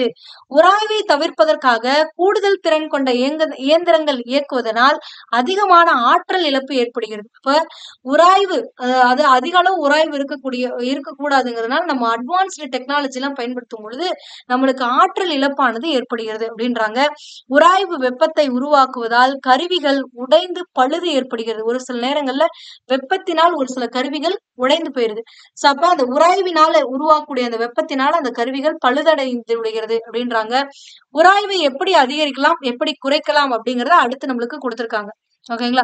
தொடு பரப்புனா அந்த எவ்வளவு இதுல இப்போ ரோட் ரோலர் வந்து அதிக அளவு பரப்பு வந்து சாலையோட தொட்டுட்டு இருக்கு. அப்ப சாலையோடைய மேற்பரப்பிற்கும் அந்த ரோட் ரோலரோட டயரும் வந்து ரொம்ப நிறைய ஏரியால வந்து கவர் ஆயிருக்கு. அப்ப உராய்வு வந்து என்ன ஆகும், அதிகரிக்கும்னு நம்ம சொன்னோம். அப்ப தொடுபரப்பு அதிகரிச்சோம் அப்படின்னா, அதாவது கான்டாக்ட் சர்ஃபேஸ் அதிகரிச்சோம்னா அந்த உராய்வும் அதிகரிக்கும். உதாரணமாக மிதிவண்டி சக்கரத்தில் உள்ள விளிம்பிற்கு மிக அருகில் தடைக்கட்டைகளை அமைப்பதன் மூலம் தடை செயல்படுத்தும் பொழுது உராய்வு அதிகரிக்கிறது. அப்ப மிதிவண்டி உடனே ஓய்வு நிலைக்கு திரும்புகிறது. அதாவது ஒரு சக்கரத்துல இந்த மிதிக்கட்டையில ஒரு பிரேக் கட்டையை வைக்கிற போது இந்த பிரேக் கட்டை போய் இங்க தொடும் பொழுது அது சின்ன பிரேக் கட்டையா இருந்தா நம்மளுக்கு கொஞ்சம் ஃபோர்ஸ் தான் இதாகும். அதுவே நிறைய பெருசா இருந்துச்சு அப்படின்னா டக்குன்னு நம்மளால சைக்கிளை நிறுத்திட முடியும். அதுதான். அடுத்தது உயவு பொருட்களை பயன்படுத்துதல். அப்ப உராய்வு குறைக்கணும்னா என்ன பண்ணணும்னா வளவளன்னு அந்த சர்ஃபேஸை மாத்திட்டீங்கன்னா உராய்வு குறைஞ்சிரும். அதான். சோ அப்ப உராய்வை குறைக்க பயன்படுத்தப்படக்கூடிய பொருட்கள் உயவு பொருட்கள் அப்படின்னு சொல்லுவாங்க. அந்த உயவு பொருளை என்னென்ன பயன்படுத்துறோம்னா கிரீஸ், தேங்காய் எண்ணெய், கிரானைட்டு, விளக்கெண்ணெய் இதெல்லாமே வழுக்கக்கூடிய வளவளப்பு தன்மை இருக்கக்கூடியது. அப்ப ஒன்றையொன்று தொடர்பு கொண்டுள்ள இரண்டு பொருட்களின் ஒழுங்கற்ற பரப்புகளுக்கு இடையில் உயவு பொருட்கள் சென்று அவற்றிற்கிடையான ஒரு வளவளப்பான உரையை உருவாக்குகிறது. இது இரு பரப்புகளுக்கு இடையேயான நேரடி தொடர்பை தடுக்கிறது. அப்ப நேரடி தொடர்பு குறையுதுனாலே உராய்வு குறையுதுன்னு அர்த்தம். அப்ப உராய்வு குறையுது அப்படின்னா அதனால நழுவிக்கிட்டு நைஸா போகும். ஓகேங்களா? அடுத்தது பந்து தாங்கிகளை பயன்படுத்துதல் அப்படின்றாங்க. பந்து தாங்கினா இந்த பால்ட்ரஸ் குண்டுன்னு சொல்லுவோம் பாருங்க. நீங்க சைக்கிள்ல பாத்தீங்கன்னா இந்த பற்சக்கரங்களுக்கு உள்ள பாத்தீங்கன்னா குட்டி குட்டியா ஒரு குண்டு போட்டு வச்சிருப்பாங்க. சோ அந்த பால்ட்ரஸ் குண்டு எதுக்காக போடுறாங்கன்னா நம்ம ஆல்ரெடி பார்த்தோம். உருளும் உராய்வு வந்து அதாவது ஒரு பொருள் இயக்கத்துல இருக்கும் பொழுது அது உருளும் உராய்வா இருந்துச்சுன்னா எளிதாக மூவ் பண்ண முடியும். ஆனா நழுவும் உராய்வு ஏற்பட்டுச்சுன்னா எளிதாக ஒரு பொருளை நகர்த்த முடியாது. சோ அதுக்கு காரணம் அந்த பால்ட்ரஸ் குண்டை பயன்படுத்துறாங்க. உருளும் உராய்வு நழுவும் உராய்வை விட குறைவாக இருக்கும். அதனால் பந்து தாங்கிகளை கொண்டு நழுவு உராய்வை உருளும் உராய்வாக மாற்றலாம். அதாவது ஒரு பொருளை அப்ப நம்ம என்ன பண்ண முடியும், ஒரு பொருளை நழுவு உராய்வா இருக்கு அப்படின்னா நடுவுல அந்த பால்ட்ரஸ் குண்டை வச்சு நம்ம என்ன பண்ணலாம், உருளும் உராய்வாக மாற்ற முடியும். இப்போ இதுக்கு ஒரு எக்ஸாம்பிள் என்னன்னா இந்த சூட் கேஸ் எல்லாம் எடுத்துட்டு போவீங்க. சூட் கேஸ் எல்லாம் இப்ப என்ன வந்துருச்சு, வீல் வந்துருச்சா, வீல் வந்துருச்சுன்னா இந்த சூட்கேஸை மட்டும் நீங்க தள்ளிட்டு போகணும், இழுத்துட்டு போகணும்னா கீழே தேய்மானம் அடைஞ்சு போயிடும். அது ஒரு நழுவும் உராய்வாக மாறும். நழுவும் உராய்வாக மாறுதுன்னா தேய்மானம் அதிகமா இருக்கும். இதுவே அந்த சூட்கேஸ்க்கு கீழே குட்டி குட்டியா வீல் மட்டும் வச்சுட்டீங்கன்னா இந்த இடத்துல இப்போ இந்த பொருள் இயங்கும் பொழுது கீழே இருக்கக்கூடிய அந்த சக்கரம் வந்து ரோல் ஆகும். ரோல் ஆகும்போது என்ன ஆகுது, நம்மளுக்கு உருளும் உராய்வு ஏற்படுது. அப்ப உருளும் உராய்வா இதை நம்ம மாத்துனதுனால நம்மளுக்கு அந்த பொருளுக்கு எந்த ஒரு சேதாரமும் இல்லாம அண்ட் எளிதாக நம்மளால என்ன பண்ண முடியுது, அதை நகர்த்த முடியுது. கொஞ்சம் ஃபோர்ஸ் கொடுத்து நம்ம இழுத்தனாலே அதை இழுத்துற முடியும். ஆனா இதுவே எந்த ஒரு வீலுமே கீழே இல்லைன்னா வச்சுக்கோங்களேன், நம்மளுக்கு இழுக்கிறது கஷ்டமா இருக்கும். அதுதான் சோ அதான் இங்க கொடுத்திருக்காங்க. அடுத்தது நினைவில் கொள்க. ஆல்மோஸ்ட் கிளாஸ் முடிய போகுது. சோ இந்த நினைவில் கொள்கவும் சேர்த்து படிச்சுக்கோங்க. எப்பவுமே ஒரு பொருளின் மீது செயல்படக்கூடிய விசை அப்பொருளின் ஓய்வு நிலையையோ அல்லது சீரான இயக்க நிலையோ அல்லது ஒரு பொருளுடைய வடிவத்தையோ மாற்றுகிறது. அதாவது ஒரு விசை நம்ம செலுத்தணும்னா ஓய்வு நிலையில இருந்து இயக்க நிலைக்கு வரும், இயக்க நிலையில இருக்கக்கூடியது ஓய்வு நிலைக்கு போகலாம், இல்லைன்னா இயக்க நிலையில இருக்கக்கூடியது உடைய ஒரு திசையை மாற்றலாம், இல்லைன்னா அந்த பொருளுடைய வடிவத்தை மாற்றலாம், இல்லைன்னா அதோடைய வேகத்தை மாற்றலாம். அப்ப இது எல்லாத்தையும் பண்றக்கூடிய அந்த செயலுக்கு தான் என்ன பேரு, விசை. அந்த விசையுடைய அலகு நியூட்டன். ஒரு பொருள் மற்றொரு பொருளுடன் தொடர்பு கொள்ளும் போது மட்டுமே விசை செயல்படுகிறது அப்படின்றாங்க. ஏன்னா ஒரு பொருள் மேல இன்னொரு பொருள் செயல்பட்டாதான் விசை செயல்படுது. இப்போ நீங்க இந்த டோர்ல கைய வச்சு தள்ளுறீங்க, அப்ப கைய வச்சு ஒரு ஃபோர்ஸ குடுக்குறீங்க. அப்ப இன்னொரு பொருளோட ஒரு தொடுதல் இருந்தாதான், அந்த தொடர்பு கொள்ளும் பொழுதுதான் விசை செயல்படும். தொடுதல் இல்லாமலாம் விசை செயல்படுத்த முடியாது. ஓகேங்களா? ஏன்னா இப்போ இங்க ஒரு பொருள் இருக்கு, இப்போ ஒரு லைட் அடிக்கிறீங்கன்னா லைட் அடிச்சிட்டா மட்டும் இந்த பொருளுடைய வேகம் மாறிட போதா, இல்ல இதோடைய திசை மாறிட போதா, இல்ல இதோடைய டைரக்ஷன்ஸ் மாறிட போதா அப்படின்னா கிடையாது. ஏன்னா தொடுதல் இல்லை. தொடுதல் இருந்தால் மட்டும்தான் விசையானது செயல்படும். விசையின் விளைவினை அழுத்தம் எனப்படும். அதாவது ஒரு விசை செயல்படுத்தும் பொழுதுதான் நம்மளுக்கு அந்த இடத்துல அந்த பொருளின் மீது என்ன ஆகுது, அழுத்தமானது உருவாகுது. இங்க நான் ஒரு போர்ஸ் கொடுக்குறேன். இப்போ இது வந்து ஒரு பெட்னு வச்சுக்கோங்களேன். நம்ம பெட்ல போய் ஏறி குதிக்கிறோம். நம்ம குதிக்கக்கூடிய அந்த செயல் ஒரு விசை. அப்ப அந்த பெட்டுக்கு நம்ம ஒரு விசையை கொடுக்கிறோம். விசையை கொடுக்கும் பொழுது அந்த பெட் என்ன ஆகுது, உள்ள போகுது. அப்ப அது ஏன் அழுந்தது அப்படின்னா அந்த விசையினால் ஒரு அழுத்தம் உருவாகிறது. அதனாலதான். ஓகேங்களா? சோ அப்ப ஒரு விசையுடைய வினை என்ன அப்படின்னு பாத்தீங்கன்னா அழுத்தம் எனப்படும். இதையும் இயற்பியல் அளவை கொண்டு அளவிட முடியும். ஏன்னா அழுத்தத்தை ஃபோர்ஸ் பர் ஏரியா அப்படிங்கறத வச்சு மெஷர் பண்ண முடியும். அப்ப நியூட்டன் மீட்டர் பவர் -2 வரும். அடுத்தது திரவங்கள், வாயுக்கள், காற்று எல்லாத்துலயுமே அழுத்தமானது செயல்படும். ஏன்னா காற்றுடைய அழுத்தமும் இருக்கின்றது. நம்ம மேல இப்ப காற்றுடைய அழுத்தம், நம்ம தலைக்கு மேல இருக்கக்கூடிய மொத்த காற்றும், வளிமண்டலத்துல இருக்கக்கூடிய மொத்த காற்றும் நம்ம மேல ஒரு அழுத்தத்தை செயல்படுத்துகிறது. அப்ப காற்றுக்கும் அழுத்தம் அப்படிங்கறதெல்லாம் இருக்கு. பூமியின் மீது அனைத்து பொருட்களும் வளிமண்டலத்தின் காரணமாக ஒரு உந்து விசையை பெறுகிறது. அதான் காற்றுடைய எடை ஒரு விசையாக நம்ம மீது செயல்படுகிறது. அதுதான் வந்து உந்து விசை. விசைங்கிறது எடையா இருக்கலாம், என்னவா வேணாலும் இருக்கலாம். நீங்க உங்க மேல ஒரு பொருள் அஃபெக்ட் பண்ணுது, உங்களுடைய செயலை அஃபெக்ட் பண்ணுதுனாவே அது ஒரு ஃபோர்ஸ் தான். ஓகேங்களா? இப்போ நிறைய காற்று அடிச்சுச்சு அப்படின்னா நம்ம பின்னாடி நோக்கி போறோம். அப்ப நம்ம மீது ஒரு விசை செயல்பட்டாதான் நம்ம பின்னாடி போக முடியும். அப்ப அந்த காற்றுடைய எடை தான் நம்ம மேல செயல்படக்கூடிய விசை அப்படின்னு அர்த்தம். ஓகேங்களா? வளிமண்டல அழுத்தத்தை அளவிட உதவக்கூடிய கருவி பாதரசமானி. ஒரு பொருள் இயக்கத்தை எதிர்க்கும் விசைக்கு, அதாவது ஒரு பொருள் இப்படி மூவ் ஆகுதுன்னா அதுக்கு ஆப்போசிட்ல இந்த பொருளுடைய இயக்கத்தை எதிர்க்கக்கூடிய ஒரு விசையைத்தான் உராய்வு அப்படின்னு சொல்லுவோம். ஒழுங்கற்ற பரப்புடைய பொருட்கள் ஒன்றுடன் ஒன்று தொடர்பு கொள்வதே உராய்விற்கான காரணமாகும். உராய்வானது தொடும் பொருளின் பரப்புகளையும் அவற்றின் எடையையும் சார்ந்தது. இது மட்டும் கிடையாது, இன்னொன்னு என்னது, தொடுபரப்பு, அடுத்தது பரப்பு, மேற்பரப்பு, அந்த புறப்பரப்பை சார்ந்தும் இருக்கும். புறப்பரப்பு, தொடுபரப்பு அண்ட் எடை. அதாவது மேற்பரப்பு அப்படின்னா அந்த பொருளுடைய சர்ஃபேஸ். இப்ப உருண்டையா இருக்கு, இன்னொரு பொருள் உருண்டையா இருக்குன்னா இது ரெண்டும் மோதிக்குச்சுன்னா ஈஸியா நழுவிடும். அப்ப வளவளன்னு இருக்கும். வளவளன்னு இருந்துச்சுன்னா உராய்வு கம்மியா இருக்கும், நவுந்துரும். சோ இது வந்து அந்த மேற்பரப்பு, அந்த பொருளுடைய மேற்பரப்பு. தொடுபரப்பு அப்படிங்கிறது ஒரு சாலையின் மீது ஒரு ரோட் ரோலர் போகுதுன்னா ரோட் ரோலுடைய சக்கரம் வந்து பெருசா இருக்கும். அப்ப அந்த ரோட் ரோலுடைய அந்த மொத்த பரப்பும் அந்த சாலை மேல ஒட்டிட்டு வரும். சோ அப்ப இவ்வளவு பெரிய பரப்பு, இதுதான் தொடுகின்ற பரப்பு அப்படிங்கிறது. ஓகேங்களா? ரெண்டுக்கும் டிஃபரன்ஸ் இருக்கு. அடுத்தது உராய்வை 2 வகையா பிரிக்கலாம். நிலை உராய்வு, அதாவது நம்ம இப்ப உட்கார்ந்துட்டு இருக்கோம்னா நம்ம மேல ஒரு ஃபோர்ஸ் ஆக்ட் ஆகுறதுனாலதான் நம்ம நிலையா உட்கார்ந்துருக்க முடியுது, இல்ல நழுவிட்டு போயிருப்போம். சோ அப்ப நம்மளுக்கு ஆப்போசிட்டா, நம்ம செலுத்தக்கூடிய ஒரு ஃபோர்ஸ்க்கு ஆப்போசிட்டா ஒரு ஃபோர்ஸ் நம்மள ஆக்ட் பண்ணி நம்மள சமநிலையில வைத்திருக்கிறது. அதத்தான் நிலை உராய்வு அப்படின்னு சொல்றோம். அதுவே இயக்க உராய்வு அப்படின்னா இயக்க நிலையில ஒரு பொருள் இன்னொரு பொருள் மேல இயங்கி கொண்டிருக்கிறதுனா அந்த ரெண்டு பொருளுக்கும் நடுவுல ஒரு விசை செயல்படும். அதுதான் இயக்க உராய்வு விசை அப்படின்னு சொல்றோம். சோ இந்த இயக்க உராய்வு விசையை ரெண்டா பிரிக்கலாம். ஒண்ணு நழுவு உராய்வு, இன்னொன்னு உருளும் உராய்வு. அதாவது நழுவு உராய்வு அப்படின்னா ஒரு பொருள் மீது இந்த ஒரு மாதிரி சதுரமோ இல்ல வேற ஏதாவது ஒரு வடிவத்துல இருக்கக்கூடிய ஒரு பொருள் வச்சு இழுக்கிறோம் அப்படின்னா இந்த ரெண்டு பொருளுக்கு நடுவுல நழுவு உராய்வு இருக்கும். ஆனா ஒரு பொருள் உருண்டுகிட்டு போகுது இன்னொரு பொருள் மேல அப்படின்னா அந்த இடத்துல உருளும் உராய்வு, அந்த ரவுண்டா இருக்கக்கூடிய பொருளுக்கும் இந்த சர்ஃபேஸ்க்கு நடுவுல ஒரு உராய்வு விசை இருக்கும். அதை உருளும் உராய்வுன்னு சொல்லுவோம். ஏன்னா இந்த உராய்வின் காரணமாக இந்த பொருளானது என்ன ஆகுது, உருளு கொன்றது. ஓகேங்களா? ஆனா இந்த சர்க்கிள் ஒரு ஸ்கொயர் மாதிரி இருக்கக்கூடிய பொருளை நம்ம நகர்த்தும் பொழுது உராய்வு ஏற்படும். ஆனா அந்த உராய்வுனால அந்த பொருள் என்ன ஆகாது, உருளாது. அதை வந்து நழுவு உராய்வு அப்படின்னு சொல்றோம். நழுவிட்டு தான் போதே தவிர உருண்டுட்டு போல. திரவ மூலக்கூறுகள் சிறும புறப்பரப்பை அடைவதற்கு தங்களின் பரப்பை சுருக்கி கொள்ளும் தன்மையே பரப்பு இழுவிசை. அதாவது ஒரு பெரும் பரப்புல இருக்கக்கூடிய நீர் மூலக்கூறுகள் எல்லாம் கவர்ச்சி விசையின் காரணமாக என்ன பண்ணும், ஒரு சின்ன பரப்புக்குள்ள அடங்க நினைக்கும். அப்ப அந்த சின்ன பரப்பா மாறும் பொழுது இது ஒரு மெம்பரன்ஸ் மாதிரி செயல்படும், ஒரு ஜவ்வு மாதிரி.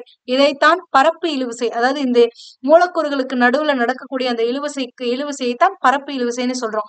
திரவங்கள் இயக்கத்தில் இருக்கும் போது அவற்றினுள் உள்ள திரவ அடுக்குகளுக்கு இடையே ஒரு உராய்வு விசை உருவாகிறது. அதுவே இது வந்து நம்ம ரெண்டு பொருட்களுக்கு நடுவுல பார்த்தோம். அதுவே திரவங்களுக்கு, திரவ மாலிகுலருக்கும் இன்னொரு மாலிகுலுக்கும் நடுவுல நடக்கக்கூடிய அந்த உராய்வு வந்து என்னன்னு சொல்றோம்னா அந்த உராய்வு விசைத்தான் பாகியல் விசை அப்படின்னு சொல்றோம். அதாவது திரவங்களுக்கு நடந்துச்சுன்னா அது பாகியல் விசை.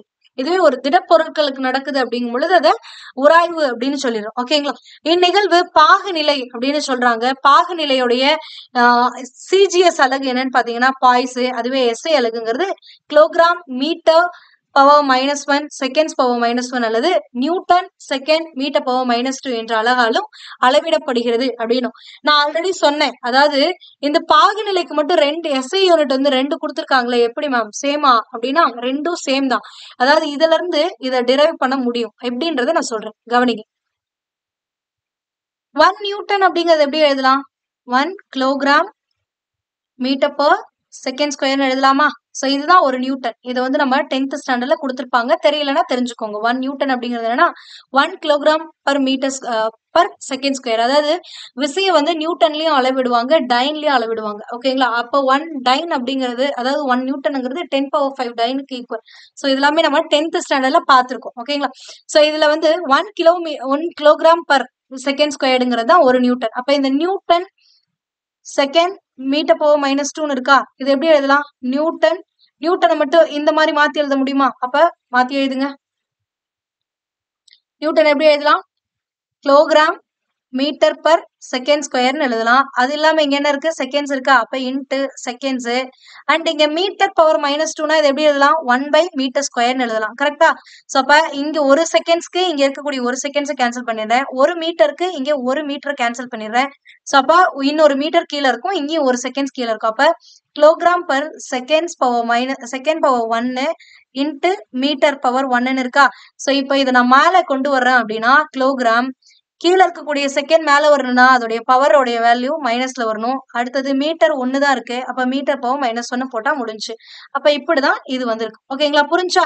சோ இப்ப நியூட்டனோட இது kilogram metre per second squared. அதை சப்ஸ்டியூட் பண்ணிட்டீங்கன்னா செகண்டுங்கிறது செகண்ட் தான், மீட்டர் பவர் -2னா 1/மீட்டர் ஸ்கொயர்னு அர்த்தம். அப்ப 1/மீட்டர் ஸ்கொயர் தான் எப்படி எழுதுவோம், மீட்டர் பவர் -2 எழுதுவோம். இதுவே 1/மீட்டர் 3னா மீட்டர் கியூப்னா எப்படி எழுதுவோம்னா மீட்டர் பவர் -3ன்னு எழுதுவோம். அதாவது ஒரு வேல்யூ டினாமினேட்டர்ல இருக்குன்னா அதை நீங்க இந்த பிராக்ஷன்ல இருந்து நார்மலா எழுதணும் போது அதோடைய வேல்யூ சைன் வந்து மாத்திக்கணும், அவ்வளவுதான், வேற ஒண்ணுமே இல்லை. புக் பேக் கொஸ்டின்ஸ் பார்த்துடலாமா? ஒரு பொருள் இயங்கும் திசைக்கு எதிராக திசையில் விசையை செலுத்தினால் அப்பொருளின் இயக்கமானது என்ன ஆகும்னு கேக்குறாங்க. அதாவது ஒரு பொருள் இப்படி செயல்பட்டுக்கிட்டு இருக்கு. இப்ப பாருங்க, இப்போ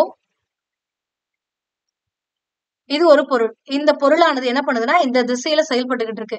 இப்ப இது இயங்கக்கூடிய திசையில எதிர் திசையில நான் ஒரு விசையை செலுத்துறேன் அப்படின்னு வச்சுக்கோங்களேன். இப்படி ஆப்போசிட்ல செலுத்துறேன்னா இந்த பொருள் என்ன ஆகும்னு கேட்டிருக்காங்க. இதோட இயக்கம் நின்னு போயிடுமா அப்படின்னா நாம் செலுத்தக்கூடிய விசையின் அளவை பொறுத்து தான் அதை சொல்ல முடியும். நின்னு போயிடும் நம்மளால சொல்ல முடியாது.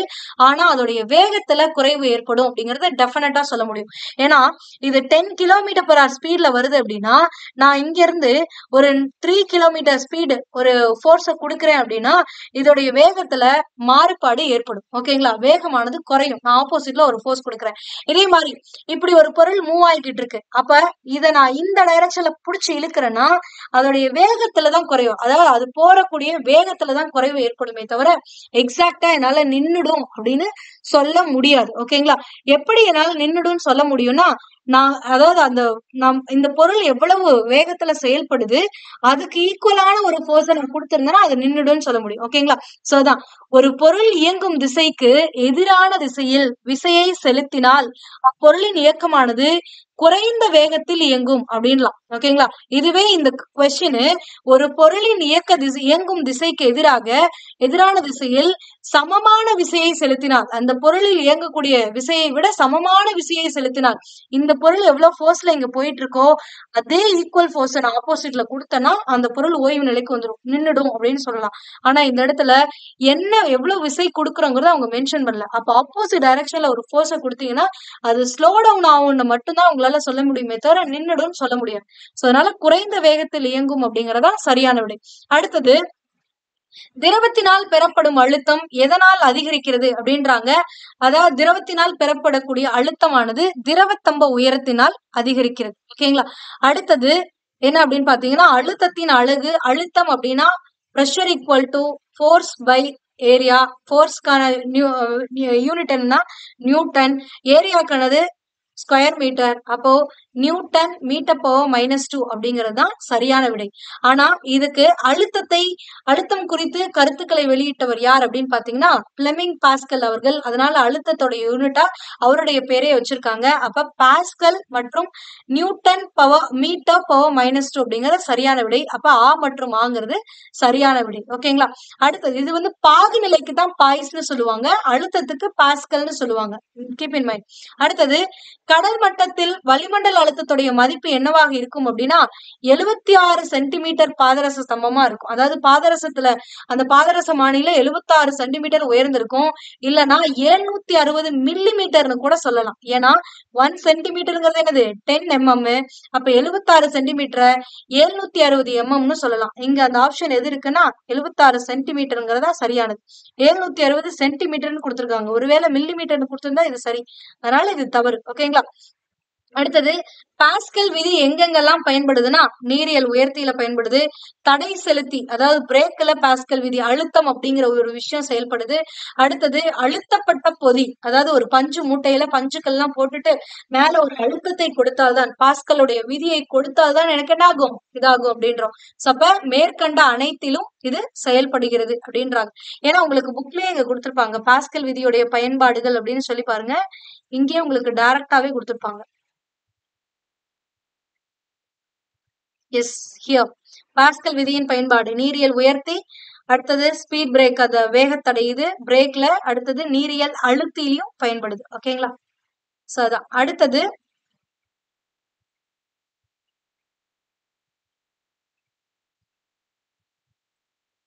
கீழ்காணும் திரவங்களுள் எது அதிக பாகுநிலை உடையது அப்படின்றாங்க. பாகுநிலை அதிகமா இருக்கிறது எதுக்குன்னா கிரீஸ்க்கு தான் அதிகமா இருக்கும். ஏன்னா தேங்காய் எண்ணெயை விட கிரீஸ் வந்து நல்ல இதா இருக்கும், மெதுவா தான் நகரும். அப்ப பாகுநிலை அதிகமா இருக்கிறது கிரீஸ். பாகுநிலையுடைய அழகு என்ன அப்படின்னா பாய்சல் தான். ஓகேங்களா? அடுத்தது இது ஏன் தப்பு அப்படிங்கறத நான் சொல்றேன். Kilogram metre power -1 seconds power -1 தான் பாகுநிலைக்கான SI யூனிட். ஓகேங்களா? அதே மாதிரி இதுவும் தவறானதுதான். நியூட்டன் செகண்ட்ஸ் மீட்டர் பவர் -2 இப்படி இருந்தாதான் பாகுநிலைக்கான அலகு. ஒண்ணு இப்படி இருக்கணும், இல்லைன்னா இப்படி இருக்கணும், இல்லைன்னா பாய்சன் இருக்கணும். அப்ப இது ரெண்டு தப்பு, அப்ப இது கரெக்ட். ஓகேங்களா? ஆழம் அதிகரிக்கும் பொழுது திரவத்துடைய அழுத்தமானது என்ன ஆகும்னா அதிகரிக்கும். ஏன்னா இந்த இடத்துல ஒரு ஓட்டையை போட்டு தண்ணியை விட்டீங்க அப்படின்னா இந்த இடத்துல ஃபோர்ஸா வெளியில வரும். ஆனா இதுவே இங்க போட்டோம் அப்படின்னா கொஞ்சம் ஃபோர்ஸ் தான் இதாகும். அப்ப ஆழம் அதிகரிக்கும் பொழுது அழுத்தம் இதன் மீது இந்த புள்ளியின் மீது செயல்படக்கூடிய அழுத்தமானது அதிகரிக்கும். அடுத்தது நீரியல் உயர்த்தி டாஷ் விதியை அடிப்படையாக கொண்டு செயல்படுகிறதுனா பாஸ்கல் விதியை அடிப்படையாக கொண்டு செயல்படுகிறது. தாவரங்களில் நீர் மேலே ஏறுவதற்கு காரணம் பரப்பு இழுவிசை குறைவாக இருப்பதனால்தான். அந்த வாட்டர் மாலிகுல்ஸ்க்கு நடுவில் இருக்கக்கூடிய அந்த சர்ஃபேஸ் டென்ஷன் கம்மியா இருக்கிறதுனாலதான் நீர் மூலக்கூறுகள் தனித்தனியா இருக்கிறதுனால அதர்ஷன் மூலியமா என்ன பண்ணும்னா அந்த சைலம் செல்களானது நீரை மேலே செலுத்தும். எளிய பாதரசமானியை முதலில் கண்டறிந்தவர் யார் அப்படின்னா டாரிசெல்லி அப்படிங்கிறவர் தான் கண்டறிந்திருப்பாரு. சரியா அல்லது தவறா அப்படின்னு சொல்லி கூற்றுகள் கொடுத்திருக்கிறாங்க. கொடுக்கப்பட்ட பரப்பின் மீது செயல்படும் விசை அழுத்தம். அதாவது அழுத்தம் அப்படின்னாலே என்னது? Force by area. அப்ப கொடுக்கப்பட்ட பரப்பின் மீது செயல்படக்கூடிய விசைத்தான் அழுத்தம். அப்ப இது சரியானது. ஓகேங்களா? இயங்கும் பொருள் உராய்வின் காரணமாக ஓய்வு நிலைக்கு வருகிறது அப்படின்றாங்க. இயங்கக்கூடிய பொருளுக்கு நடுவுல ஓய்வு நிலைக்கு வருதுன்னு நம்ம எக்ஸாக்டா சொல்ல முடியாது. அதாவது எல்லா டைமும் ஜென்ரலா சொல்ல முடியாது. ஒரு சில கட்டத்துல இயங்கக்கூடிய பொருள் வந்து உராய்வின் காரணமாக ஓய்வு நிலைக்கு வரும். ஓகேங்களா? அப்போ இங்க வந்து இயங்கும் பொருட்கள் உராய்வின் காரணமாக ஓய்வு நிலைக்கு வருகிறதுன்ட்டாங்க. அப்ப எல்லா இயங்குற பொருளும் உராய்வின் காரணமா ஓய்வு நிலைக்கு வருமானா வராது. இப்ப சைக்கிள் கூட தான் மூவ் ஆகுது. அப்ப சைக்கிள் டயருக்கும் அந்த சாலைக்கும் நடுவுல உராய்வுங்கிறது இருக்கும். அப்ப உராய்வுங்கிறது இருக்கிறதுனால அந்த பொருள் வந்து என்ன ஆகுது? ஓய்வு நிலைக்கு வந்துருதானா? சைக்கிள் ஓய்வு நிலைக்கு வரல. உருளும் உராய்வின் காரணமாக அந்த சைக்கிளானது தொடர்ந்து செயல்பட்டு கொண்டுதான் இருக்கிறது. ஓகேங்களா? ஆனா இதுவே ஒரு சில நேரங்களில் அப்படின்னு கொடுத்தாங்கன்னா, ஒரு சில பர்டிகுலர் இதுல சொல்லியிருந்தாங்கன்னா கரெக்ட்னு சொல்லிருக்கலாம். இங்க ஜென்ரலா கொடுத்திருக்கிறதுனால இது தவறு. ஓகேங்களா? இதுவே பிரேக் கட்டையை நம்ம செயல்படுத்துறோம். பிரேக் கட்டைய வந்து அந்த டயரோட போய் உராயும் போதுதான் அந்த இயங்கக்கூடிய அந்த வீலானது என்ன பண்ணுதுன்னா நிக்குது. அப்ப அந்த இடத்துல இயங்கக்கூடிய பொருள் வந்து உராய்வினாலதான் ஓய்வு நிலைக்கு வருது அப்படின்னு சொல்லிடலாம். ஓகேங்களா? பட் இங்க ஜென்ரலைஸ் பண்ணி சொல்லியிருக்காங்க. அதாவது எல்லா இந்த இடத்துல இயங்கும் பொருள்னா எல்லா இயங்கக்கூடிய பொருளும் அர்த்தம். அப்ப எல்லா இயங்கக்கூடிய பொருளும் உராய்வின் காரணமா ஓய்வு நிலைக்கு வந்துருதா அப்படின்னா கிடையாது. ஓகேங்களா? உராய்வின் காரணமா அது செயல்படவும் ஆரம்பிக்குது. ஓகேங்களா? நம்ம நடக்கிறோம் அப்படின்னா நம்ம நடக்கிறதுக்கு காரணமே என்னதான்? நம்ம இயங்குவதற்கு காரணமே என்னதான்? உராய்வு தான். அப்படிங்கும் பொழுது இது தவறானது. ஒரு பொருளின் எடை மதிப்பு எடை மிதப்பு விசையை விட அதிகமாக இருந்தால் அந்த பொருள் பொருளில் மூழ்கும் அப்படின்றாங்க. அப்ப ஆமா, தண்ணியில வந்து இந்த மாதிரி மிதப்பு விசைங்கிறது மேல் நோக்கி செயல்படக்கூடிய இந்த விசை. இப்ப இந்த விசையை விட நம்ம போடக்கூடிய பொருளோட எடை கம்மியா இருந்துச்சுன்னா அந்த பொருள் மேல மிதக்கும், அதிகமா இருந்துச்சுன்னா அது மூழ்கி போயிடும்.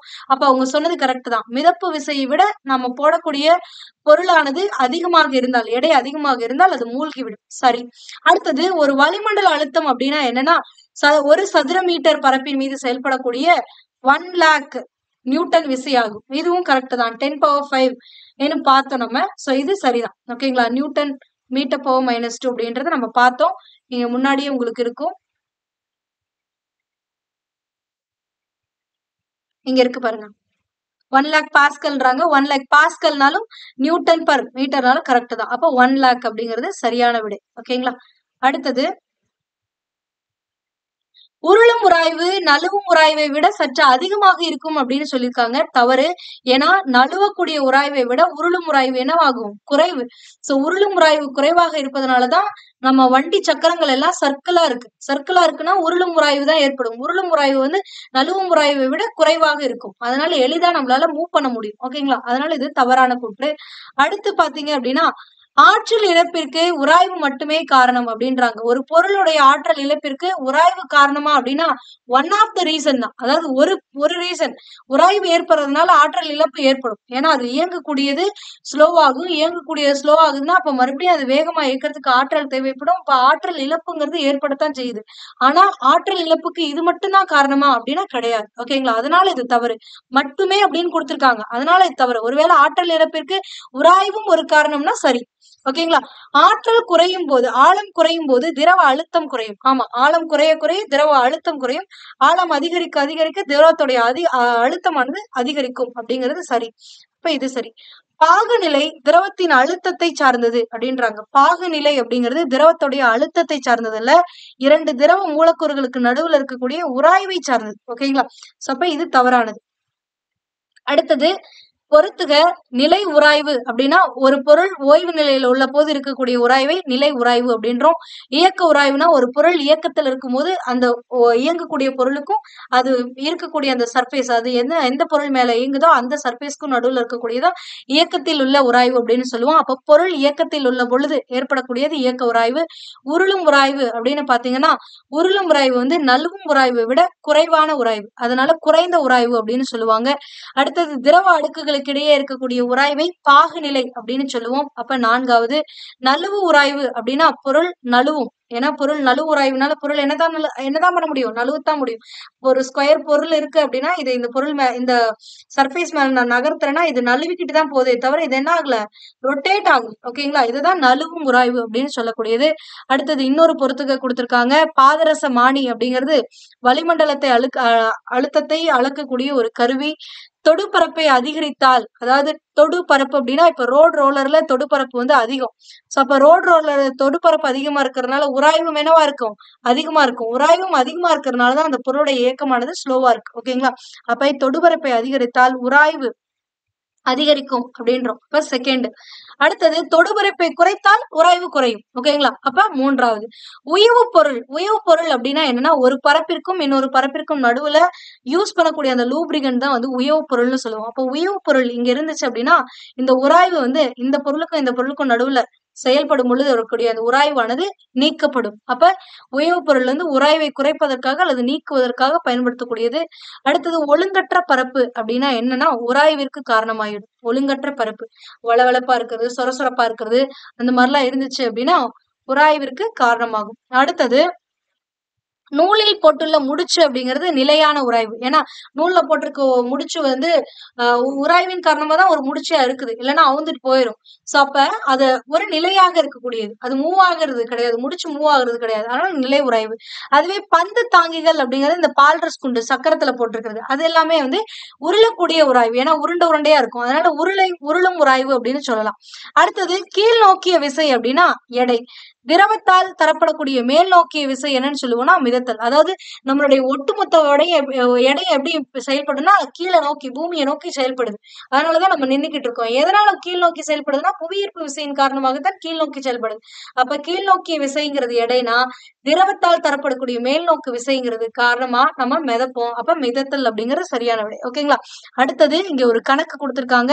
ஒரு கல்லுடைய எடை 500 நியூட்டன் எனில் 25 ஸ்கொயர் சென்டிமீட்டர் பரப்புடைய தளத்தில் கல்லினால் ஏற்படக்கூடிய அழுத்தம் என்னன்னு கேக்குறாங்க. அழுத்தத்துக்கான ஃபார்முலா என்ன? P equal to newton per, அதாவது sorry, P equal to force per area. அப்ப ஃபோர்ஸ் எவ்வளவு அப்படிங்கறது கொடுத்துட்டாங்க, 500 நியூட்டன் அப்படிங்கறதா ஃபோர்ஸ். ஆனா இந்த ஏரியாங்கிறது ஸ்கொயர் மீட்டருக்கு இருக்கணும், மீட்டர் ஸ்கொயர்ல இருக்கணும். ஆனா இங்க என்னதுல இருக்கு? சென்டிமீட்டர் ஸ்கொயர்ல இருக்கு. அப்ப சென்டிமீட்டர் ஸ்கொயர்ல இருந்து மீட்டர் ஸ்கொயருக்கு கன்வெர்ட் பண்ணுனா ஜஸ்ட் ஒரு 10,000 டிவைட் பண்ணிட்டீங்கன்னா முடிஞ்சு. ஓகேங்களா? அப்ப இதை வந்து என்ன பண்ணும், 10,000 டிவைட் பண்ண, அப்ப 25/10,000 அப்படி 10,000 ஸ்கொயர் மீட்டர் அப்படின்னு எழுதிடலாம். ஓகேங்களா? இப்ப ஃபோர்ஸ் எவ்வளோ 500 நியூட்டன் டிவைடட் பை ஏரியாவில் 25/10,000. அப்ப 25/10,000 அப்படின்னு போட்டீங்கன்னா இப்ப என்ன ஆகுது அப்படின்னு பாத்தீங்கன்னா 500 டிவைடட் பை 25/10,000 இருக்கா? இந்த மாதிரி டினாமினேட்டர்ல ஒரு ஃபிராக்ஷன் இருந்துச்சுன்னா இது என்ன ஆகும்னா தலைகீழா மாறி மல்டிபிள் ஆகும். அதாவது இங்க 500 வகுத்தல்னு கொடுத்துருக்கோமா, இது பெருக்கலா மாத்தலாம். டினாமினேட்டர்ல இந்த மாதிரி ஒரு ஃபிராக்ஷன் இருந்துச்சுன்னா பெருக்கலா மாத்தலாம். எப்படி மாத்தணும்னா ஜஸ்ட் இதை தலைகீழா மாத்திக்கணும். அப்ப 500 இன்ட்டுன்னு போட்டுட்டு இதை தலைகீழா எழுதிக்கணும். அப்ப 10,000 டிவைடட் பை 25 அப்படின்னு எழுதலாம். 125 ஆர் 25, 20 ஆர் 500. அப்ப 20 into 10,000 2 lakh அப்படின்னு வந்துரும். அப்ப 2 lakhன்னு எழுதிக்கோங்க. 2 lakhனா 50 இருக்கும். சோ அப்ப இந்த 2 lakh அப்படிங்கிறது 2 into 10⁵. ஏன்னா 50 இருக்கனால 10⁵ நியூட்டன் பர் மீட்டர் ஸ்கொயர்னு எழுதலாம். நியூட்டன் பர் மீட்டர் ஸ்கொயர்னு எழுதலாம். இதெல்லாம் நியூட்டன் மீட்டர் பவர் -2ன்னு எழுதலாம். அதாவது இப்படியும் எழுதலாம், இல்ல நான் ஒரே லைன்ல எழுதணும்னா நியூட்டன் மீட்டர் பவர் -2ன்னு எழுதலாம். ஓகேங்களா? சோ இவ்வளவுதான் உங்களுக்கு இந்த 8th ஸ்டாண்டர்ட்ல கொடுத்திருக்கக்கூடிய விசையும் அழுத்தமும் அப்படிங்கிற தலைப்பு. அடுத்த வகுப்புல உங்களுக்கு 9th ஸ்டாண்டர்ட்ல கொடுத்திருக்கக்கூடிய இயக்கம் அப்படிங்கிற தலைப்பை பார்க்கலாம். ஏன்னா இது எல்லாமே, அதாவது உங்களுக்கு ஒரு 3 லெசன் வந்து இந்த விசை இயக்கத்தின் தொடர்பாக இருக்கும். அதாவது 8th இந்த லெசன், 9th இயக்கம் அண்ட் 10th வந்து லாஸ் ஆஃப் மோஷன் அப்படின்னு சொல்லி ஒண்ணு கொடுத்திருப்பாங்க. அதாவது இயக்க விதிகள் அப்படின்னு சொல்லி கொடுத்திருப்பாங்க. அது சோ இந்த 3 லெசனுமே சிமிலரா இருக்கக்கூடியதுதான் அண்ட் கொஞ்சம் கொஞ்சம் மாடரேட்டா இருக்கும். ஓகேங்களா? சோ இவ்வளவுதான். இதுல ஏதாவது உங்களுக்கு சந்தேகம் இருந்துச்சு அப்படின்னா அதை கமெண்ட் பண்ணுங்க. அதுக்கான எக்ஸ்பிளனேஷனை நான் அடுத்த வகுப்புல கொடுக்குறேன். For more videos, stay tuned with BA Book. Thank you.